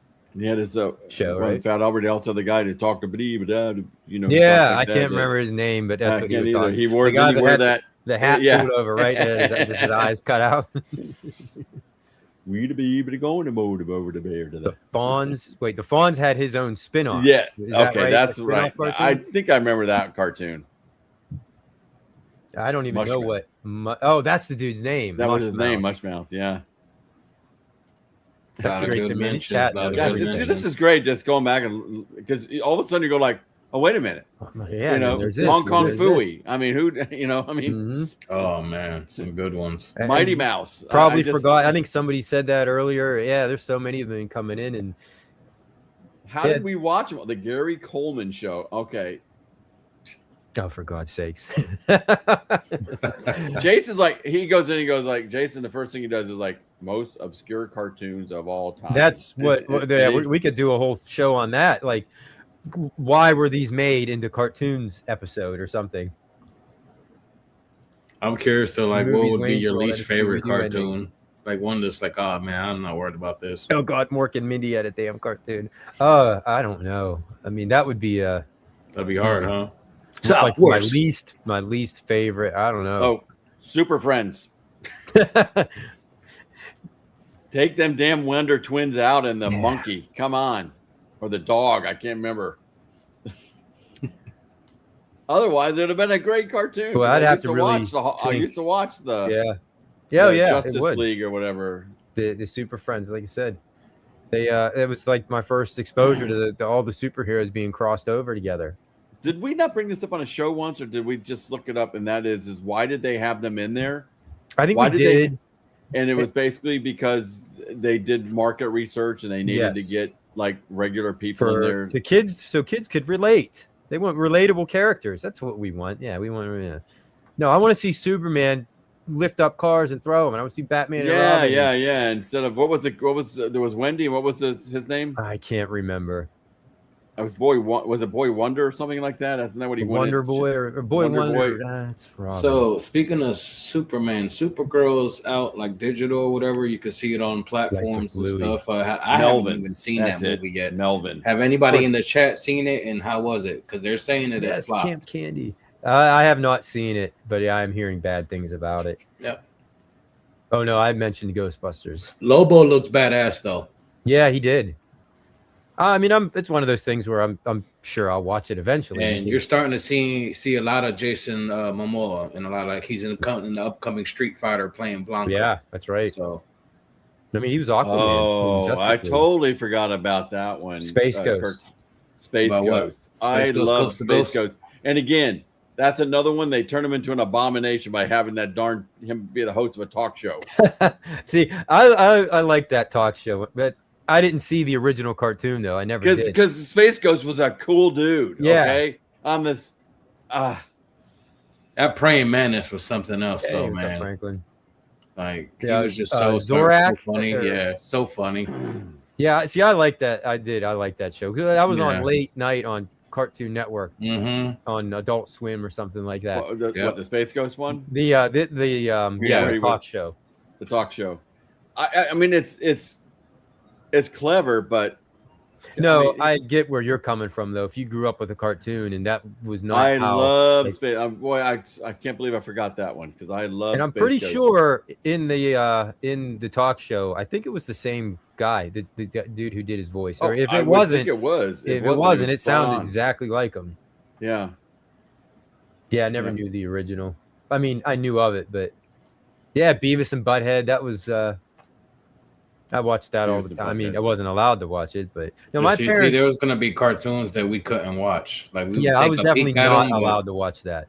Yeah, I was allowed to watch The Simpsons until I started repeating it in school, and then I was not allowed to watch The Simpsons anymore. Like my parents must have given me like a little bit of leniency. Like, all right, we'll let you watch this, but as soon as you start ninja kicking your brother, then you're not watching Ninja Turtles anymore. But luckily, we must have not done that because we were allowed to watch it. It's like Itchy and Scratchy brought back the love that I had for Tom and Jerry. Yeah, because it just like it. That's a cartoon within itself. That's what I meant by Simpsons is a cartoon within a cartoon within a cartoon. Because you could do a spinoff of Krusty the Clown all day long. Yeah, you know what I'm saying. That whole thing's a whole nother segment. What was the Arnold Schwarzenegger ripoff in The Simpsons? And why can't I think about it? It was Radioactive Man. They done a whole bunch of stuff. Like just the little 2 or 3. Like somebody put those all together, and there's actually like a movie inside of the show if you put them all together. Yeah, just like the little 5-second clips that they watched on TV or something. I guess if you think about it, the longest running cartoon shows have been adult cartoon shows, basically, right? It seems like all the other ones only last for a couple seasons. Right. Like Simpsons have been around forever. South Park has now been around forever. Family Guy's still on. That's one that nobody even mentioned yet.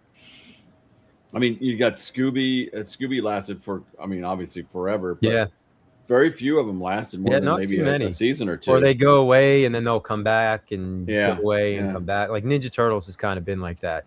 Their series ended in 90. It might have been 96 actually. Mm-hmm. But then they come back. There's like 8 different versions of the Ninja Turtles. And yes, I got to mention this. Robot Chicken was an awesome show. Very much so. Very adult. Very adult. But they used to spoof a lot of this. Rock and Wrestling, I think we. But you got to also think, Mike, by that time when Robot Chicken and all that came out, we were like in our, preteens. Oh, yeah. Like that, and that's probably why I liked it. We watched those things at that time. Because then it brought you back. You're like because they referenced a lot of the older cartoons that we've been talking about. They made fun of a lot of stuff. Yeah. Well, there was an episode, I said G.I. Joe never killed anybody. Well, there was one, a Robot Chicken, where they brought this new guy in and he actually killed somebody. And they're all like, oh my God, like, what are you doing? He's like, what? I got him,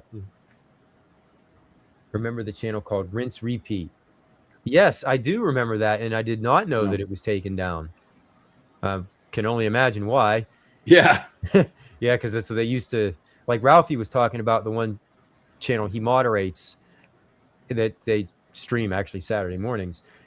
I'm surprised he's able to get away with watching, putting on the shows that he does, because he's just playing old cartoons. We get slapped on the wrist for playing a 5-second movie trailer. Right. Yeah, Garfield and Friends. Yeah, that would be another one. That's one I watched religiously, Audacity, growing up. Community had a joke about the G.I. Joe not killing anybody. Beast Wars, yeah, that counts. That was the Transformers when they tried bringing it back. Voltron. Yeah, Voltron was a good one. One of the pinnacles of that, and why there was like Power Rangers were even made because of Voltron. Yeah. The first cartoon casualty. Oh, and they really did a number on us with that one. With Optimus Prime, like, oh guys, like, why'd you have to give like lay him on his deathbed and like? I still have to watch it. Somebody's I can't remember who it was. Oh, Saiyan Spirit sent me the movie to watch. I gotta watch it still. My dog won't stop barking. I'm sorry if you can hear him up there. Nah, it's not that bad. We're all dog people here. I got 2 dogs myself. Oh. Mine were going nuts when the guys are out there mowing the yard. Well, I think my wife does is not going. bother us.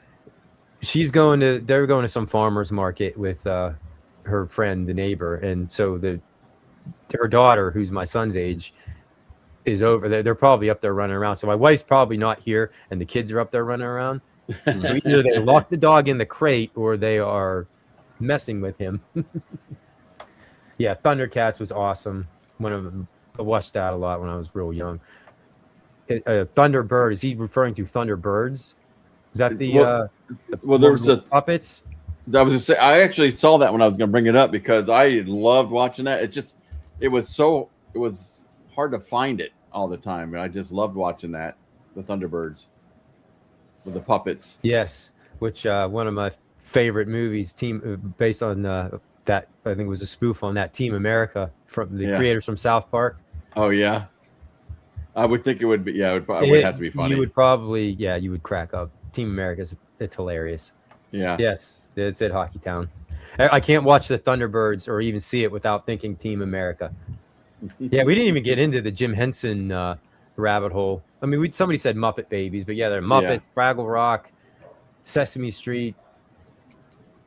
What's really sad is they're taking out the Muppet movie at the Disney MGM Studios down here. They're taking it out. Yeah, that thing's been there since the beginning. It's too bad they're yanking that out and putting something else in there now. Because it's always if you're ever walking around that park, man, it's a great thing to go sit down and and a nice cool but still it's hilarious.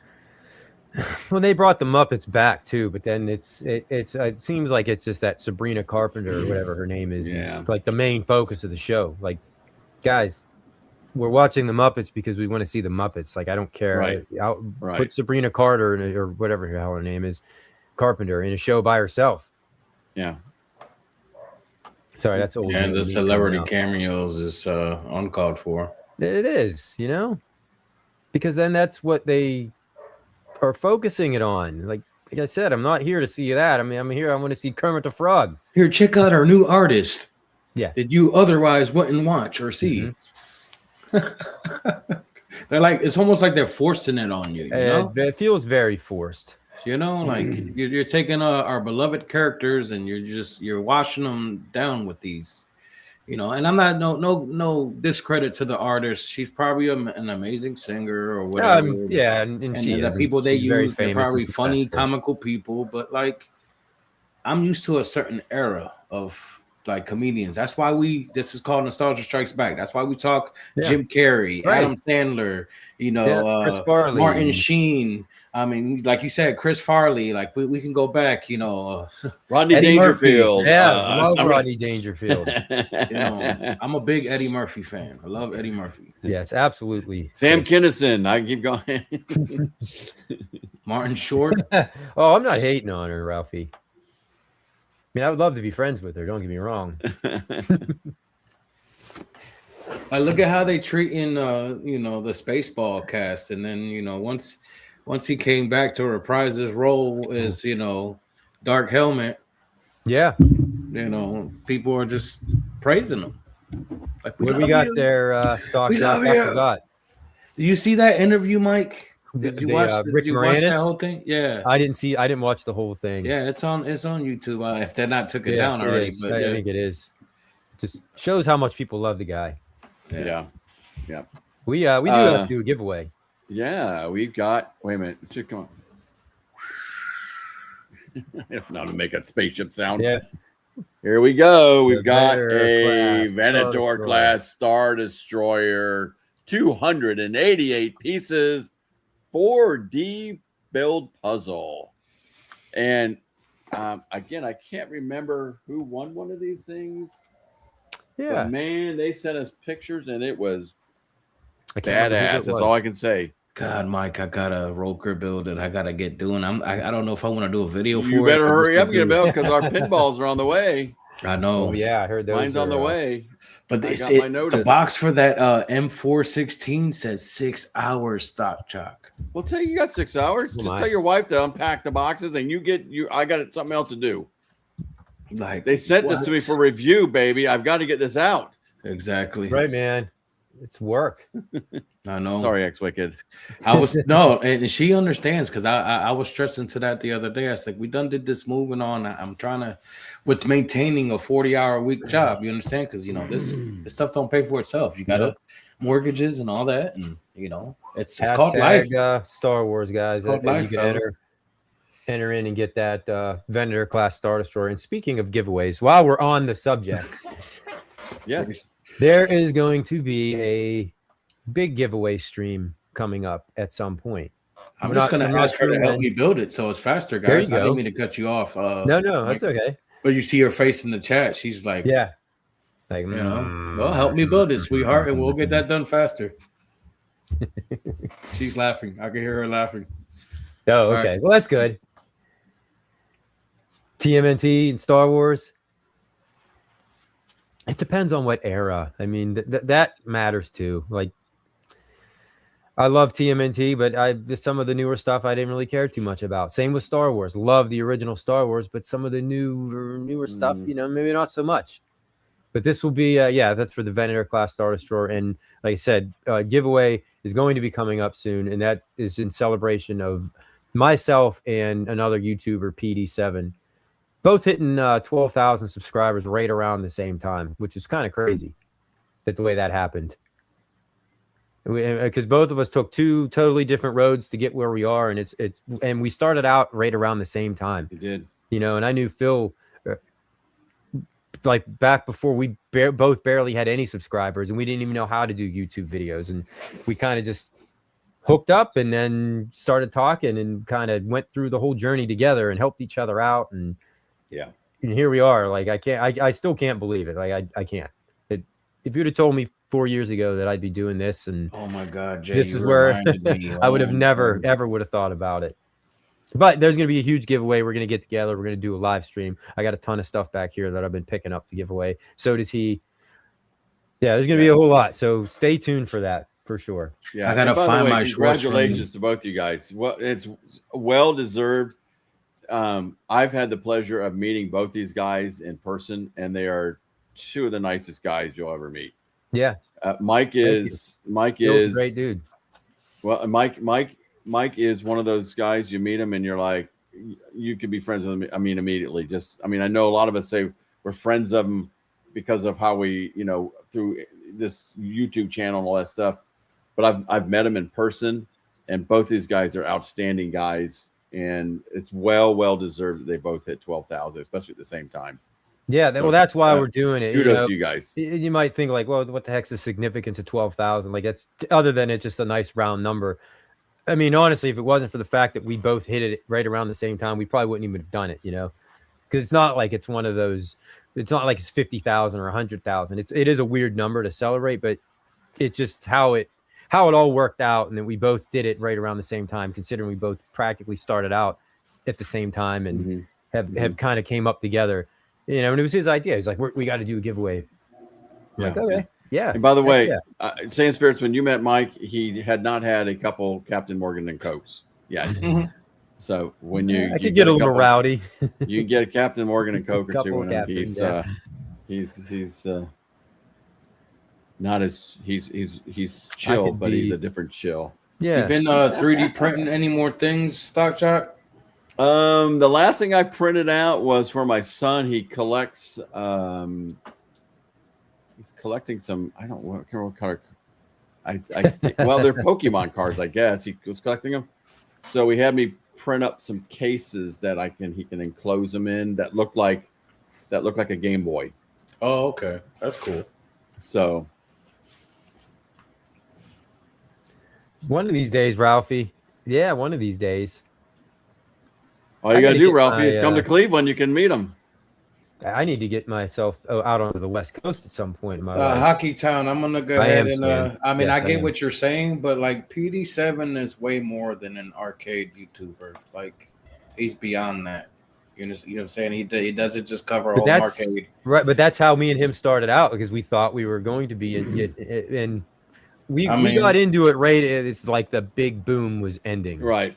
And I think we both realized, like, hey, if we're going to do this, we're going to do this. We need to kind of branch out a little bit. And I started down the one path, and he's doing his vlog thing, man. And but tell me I'm wrong. He can make walking into a post office seem like an interesting watch. Yeah. Like, I mean, I've watched that dude eat 1,000 cheeseburgers over the years, and it's entertaining, you know? Yeah, I know. That's, you know, or drink a coffee. Like, man, Phil's making me want a coffee. I don't even like coffee. I've had the privilege of actually, being in a couple of his videos. I know Mike's been in them too. Yeah. But, you know, getting to go to the places, it's almost like a Mecca. You know what I mean? It's like, wow, I watched this is where he goes. Yeah. I went into I actually went into oh gosh. Where did you guys go? One of the places that he frequents. Yeah. You got to actually live. Is it a coffee-based shop or something? Well, yeah, we went to one of the coffee places. He showed, there, and then, oh, come on, the big box store. Come on. GameStop. Well, GameStop is one. We actually went with, and he actually was filming in there. We got to meet the manager, and then why am I drawing a blank? Best Buy, Costco. Best Buy. Thank you, Best Buy. I went to the Best Buy that he goes to, because I got there early and I had to wait for other people, and I went into the Best Buy and I went over to Shaq and took pictures with Shaq and everything. I mean, it's stupid, but it was funny. Off topic, Johnny Blaze, it is absolutely worth $100. If you found one that is somebody selling for $100, I would say buy it immediately. Mm-hmm. I love that Konami arcade cabinet I have. It's like you and Phil are like the yin and yang to this space when it comes down to the retro nostalgia, because like he goes out and finds these things in the wild, and you talk about them on a daily because you have a massive collection yourself of things that you accumulated, but you do it so well, Mike. I mean, he's the co-founding father of basically where this podcast started out, the Nostalgia Power. Back a couple years ago, it was me and him, and the other guys, Jester, Tester, and Zod, and it kind of morphed into this one. And so Phil, he's been very influential to me. Totally. So this is something cool we're gonna do. Had any plans on what's the date on when y'all? No, I haven't even talked to him about it yet. I just hit the number. I actually did not think I was going to get it before this stream. But a morning show like this one would be, or is it going to be an evening one? Going to be. My schedule is a lot more flexible than his, so we'll have to see when he's. I'd hate to miss that if I'm at work. I mean, obviously, I'd pop in and say hi or whatever, but I would so hate that show. I'll talk to Phil and we'll see what his availability get some deets on that, because I want to know exactly when y'all doing that. Yep, we will. I will definitely let you guys know, and I'm sure him and myself will be very proud of you guys. And like I said, I've pretty much cried as I was texting on that congratulations to you, but I meant every word I said, Mike. You're like my brother, man, and I have a lot of tons of respect for you, and I'm very happy that you've reached this milestone. And it's kind of a silly number to celebrate, but no, not at all. Like I just now recently broke 300, guys. Finally, like I was, getting happy myself. I mean, my first milestone would be 500, but 1,000 would be nice. One day if I could keep putting in the work and that's what I need to do. Look at Phil, man. Look at it. He was the driving force to a lot of how I put content out because I saw what he's doing, and I'm like, well, consistency and just keep on doing it is. Unless you get something that blows he up. He must drive his wife nuts because the little things that I do drive my wife nuts. So, but she's very supportive in the end. You know what I'm saying? She's very much there for me when I need her. So shout out to the wives and shout out to you two gentlemen. They have a lot of patience to put up let's with double us. that, you guys. Like I said in the post, let's get them to 24, maybe even 30. Hey, can you man, imagine? I know I can't. Like I said, dude, I'm the last person. That's like Michael B status, right? I mean, ever, dude. If you knew me 10 years ago, you would be like, there's no way you would be doing something like this. I'm the guy that hated getting up at meetings and talking. I hated giving any sort of reports. I hated all of that. I didn't like being on camera. I didn't like getting my picture taken. But I will say this though, and I grew up playing hockey. That was an adrenaline rush for me. Doing stuff like this is kind of a rush, like putting out content and knowing that you're entertaining people and getting positive feedback. It's kind of a different type, but my body didn't want me to play hockey anymore, so I had to have something to fill the void, and that's kind of how I transitioned into all this. I'm like, well, that's probably why the moment that you and Phil stop making content for any reason, to me, the only way I can compare it, it's like the death of Superman and Bane like paralyzing Batman. Breaking Batman, yep. And that's what I get in my head. Like, oh my God, we done lost like two, like if not the best nostalgic in this space. Like I do it for fun. I know. And that's why I'm here. It's for fun. For no other reason. Effortlessly. I'm not, and that's how it should be. Yeah, I'm not doing it to try to get rich because if you knew how much YouTube pays, believe me, it ain't nothing. I'm not doing it to try to get free products or any of that kind of stuff, and not judging anybody that does that or whatever. But that's not my driving force. It's just I do it for fun. That's why I do it. And when it stops being fun, then I'll retire. It may be something like that, Audacity. It might be. Oh my God, I don't know how I missed this one, but I know that's why I had it up there. yeah, it was a tough decision, but yeah. All right, I'm gonna draw it because my dog's going crazy up there. I got to go yell at the kids. I'm kidding, by the way. Johnny, hey, Johnny, listen, if you're on Discord, you can send me a message. It's my name is Stockjock, STOKJOCK, or email me at same name STOKJOCK@gmail.com. Okay. Yeah. You know what it's like, Serge. My first videos that I put out there, I couldn't even watch them because I couldn't stand hearing my own voice. It's like it was just weird. It's a weird feeling to overcome. Yeah. Now I almost watch back the entire stream throughout the week just to try to see how bad I screwed up or what I could do different, Yeah. I'm my own worst critic. Yeah. I was the same way, I was scared to death to talk in front of people. And then I kind of got involved with this organization where I had to get up in front of like 100 people all the time and talk in front of them. And now it's like, oh, I don't care. I kind of like it. Yeah, I mean, that's kind of what got me into it. It was work because I had to, like being in a supervision role as like a foreman on a construction site. Like imagine getting up in front of like 20, 30 tough, rugged construction workers and trying to prove your point. And, it's not easy. And I kind of, once I started having to do it, I'm like, this isn't nearly as hard as I thought. Hey, by the way, I might possibly have some breaking news here. Oh, all right. Before we sign off, what did we got? Most Ollies will be getting, looks like Arcade 1-Ups soon, like probably old ones. Oh. So you might see some stuff dug out of the warehouse turning up in Ollie somewhere. Yeah. according to what I was just reading, that none of the Ollies know what they're getting, but they're supposed to be. So, all right. Well, that's something to look out for. Yeah. For those people in the chat that don't really get it or aren't into that stuff. Yeah, some 3/4 of that little Mortal Kombat right there. Yeah. They make great mod, man. Mod the heck out of those things.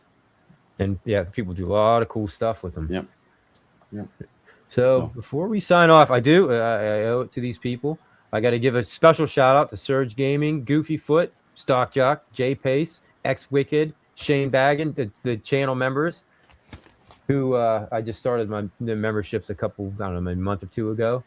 So I have to give a special thank you to you guys for doing that. And I've put out a couple members only things, and I plan on doing more. So if you want to see some like behind the scenes stuff, or what we did, we have an after show eventually, maybe, we could do that. Yeah, once the crowd gets big enough, yeah. There will definitely be more of that kind of stuff. And yeah, the stuff that I put out members only is just it's going to be more. Yeah, I don't know if you want to call it like off the cuff, maybe. Some real life stuff. It'd be or sneak peeks stuff. Like nostalgia strikes back raw. Yeah. Yes, thank you very much, Jay. I appreciate it, buddy. Because the show will be on afternoon. Mike will then fire up the Jack and Coke for us. Yeah, I might have to. Just go right into Saturday night. Yes. Because originally the stream, we started out with an hour in mind. Well, then I know you could have the after show and it'd be you and Hot Rangus. Yeah, Rangus. Finally getting Hot Rangus on. After dark. Get my yep, more Batman. Hey, you never know. Yeah, you never know. If you become a channel member, you might be getting that kind of exclusives. But that's all I got for this week, guys. I got to go upstairs and make sure the kids aren't in the puppy's cage or feed them everything out of the refrigerator. I got to go tile shopping. We ordered tile for the bathrooms in the kitchen, and I found out last night it was supposed to be here like tomorrow. Oh, that's all out of stock. So my wife is freaking out. So what now? Yeah, she's freaking out. She's in there looking at tile online and have to pick out a new one. That kind of stinks. Yeah. It's the fun time's over. Right. Back to real life, right? Yep. But yeah, unfortunately, we lost Narwhal, so we're gonna have to get his expert analysis on the old Star Wars cartoons next time around. Yep. Yeah, you got unpacking and building stuff to do. We know what Israel's getting into today, right? Yeah, I was gonna say, Roker. I need to start building that thing. Chris. I need to help the wife a little bit. Yes. He's like, yes. I got to get the PlayStation 5 fixed, guys. I was streaming the other night and we lost power, and I guess that like fried the PS5 motherboard. No. So I got to meet up with the person to drop it off to get it fixed, because unfortunately I wanted to stream Marvel Tokon and can't now. So I got to wait. Well, so reach out to PlayStation. No, it's way under. That's a launch PS5, man. That's way under warranty. That's a launch. But anyways, I know y'all see what's been playing right there. Obviously the Tom and Jerry. So that right there is an upcoming mod that I'm going to be doing. I'm going to be turning that into a retro shooter mod. That's a kiosk from a motorcycle shop. Okay, Indian Motorcycles. I was wondering what that was. Yes, that is an actual kiosk. It has a amp and system in the back. That thing is louder than any arcade in this room. So I'm gonna get the retro shooter kit and all that, and I'm gonna go balls to the wall with it. Some Area 51 on that thing. Oh yeah, I'm gonna slap some logos. I'm gonna make it look pretty. And make it the way it needs to look, and then it's gonna have a place in this room. I love the stand. You see it? It's like an S. Yeah. You see that on the bottom? I don't know. Let me try. Oh no, I can't see the very bottom of it. I thought it was like U-shaped. Oh no, it's an S, and it's on wheels, so it's very mobile. Nice. That thing's a monster, and I'm gonna be turning that, like I said, to a retro shooter.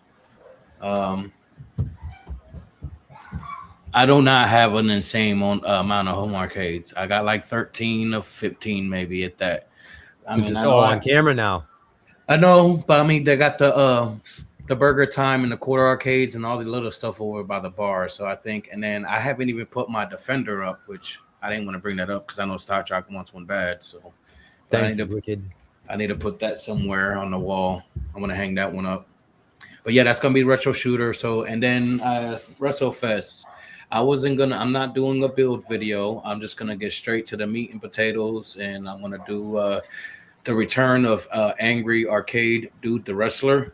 He's aka Owen Wilson. So it's gonna be just a review, and then it's gonna be a quick review, and then obviously the real review for this thing is when the buy stuff mods comes for that. You know what I'm saying? So like that's the real deal review for that. So that's gonna come later. So I got a few things in the works. Roker, this mod that I'm working on, WrestleFest, and Nostalgia Strikes Back. And helping my wife, because if not, she's gonna. Why you little? Won't be around to be doing all this. You got so much thing going on. But I said, you gotta do it. It's just the way it is. But thanks for watching, guys. Potatoes. Yeah, I'm getting hungry, man. It's past. Yeah, me too. Me. So everybody on the panel, thank you guys for doing this. Sorry we lost Narwhal today. Hopefully you can get his situation figured out. But if all things go according to plan, we'll be back in 2 weeks. So until then, hang tight, and we'll see you guys next time. And thanks, everybody. And be on the lookout for the 12K giveaway. Go see Spider-Man. Yeah, that too. I'm in the movie. Because in 2 weeks, you're going to hear all about it. That's right. Right. Spoilers next time around for Spider-Man. All right, guys. Have a good weekend. We'll see you next time. Later.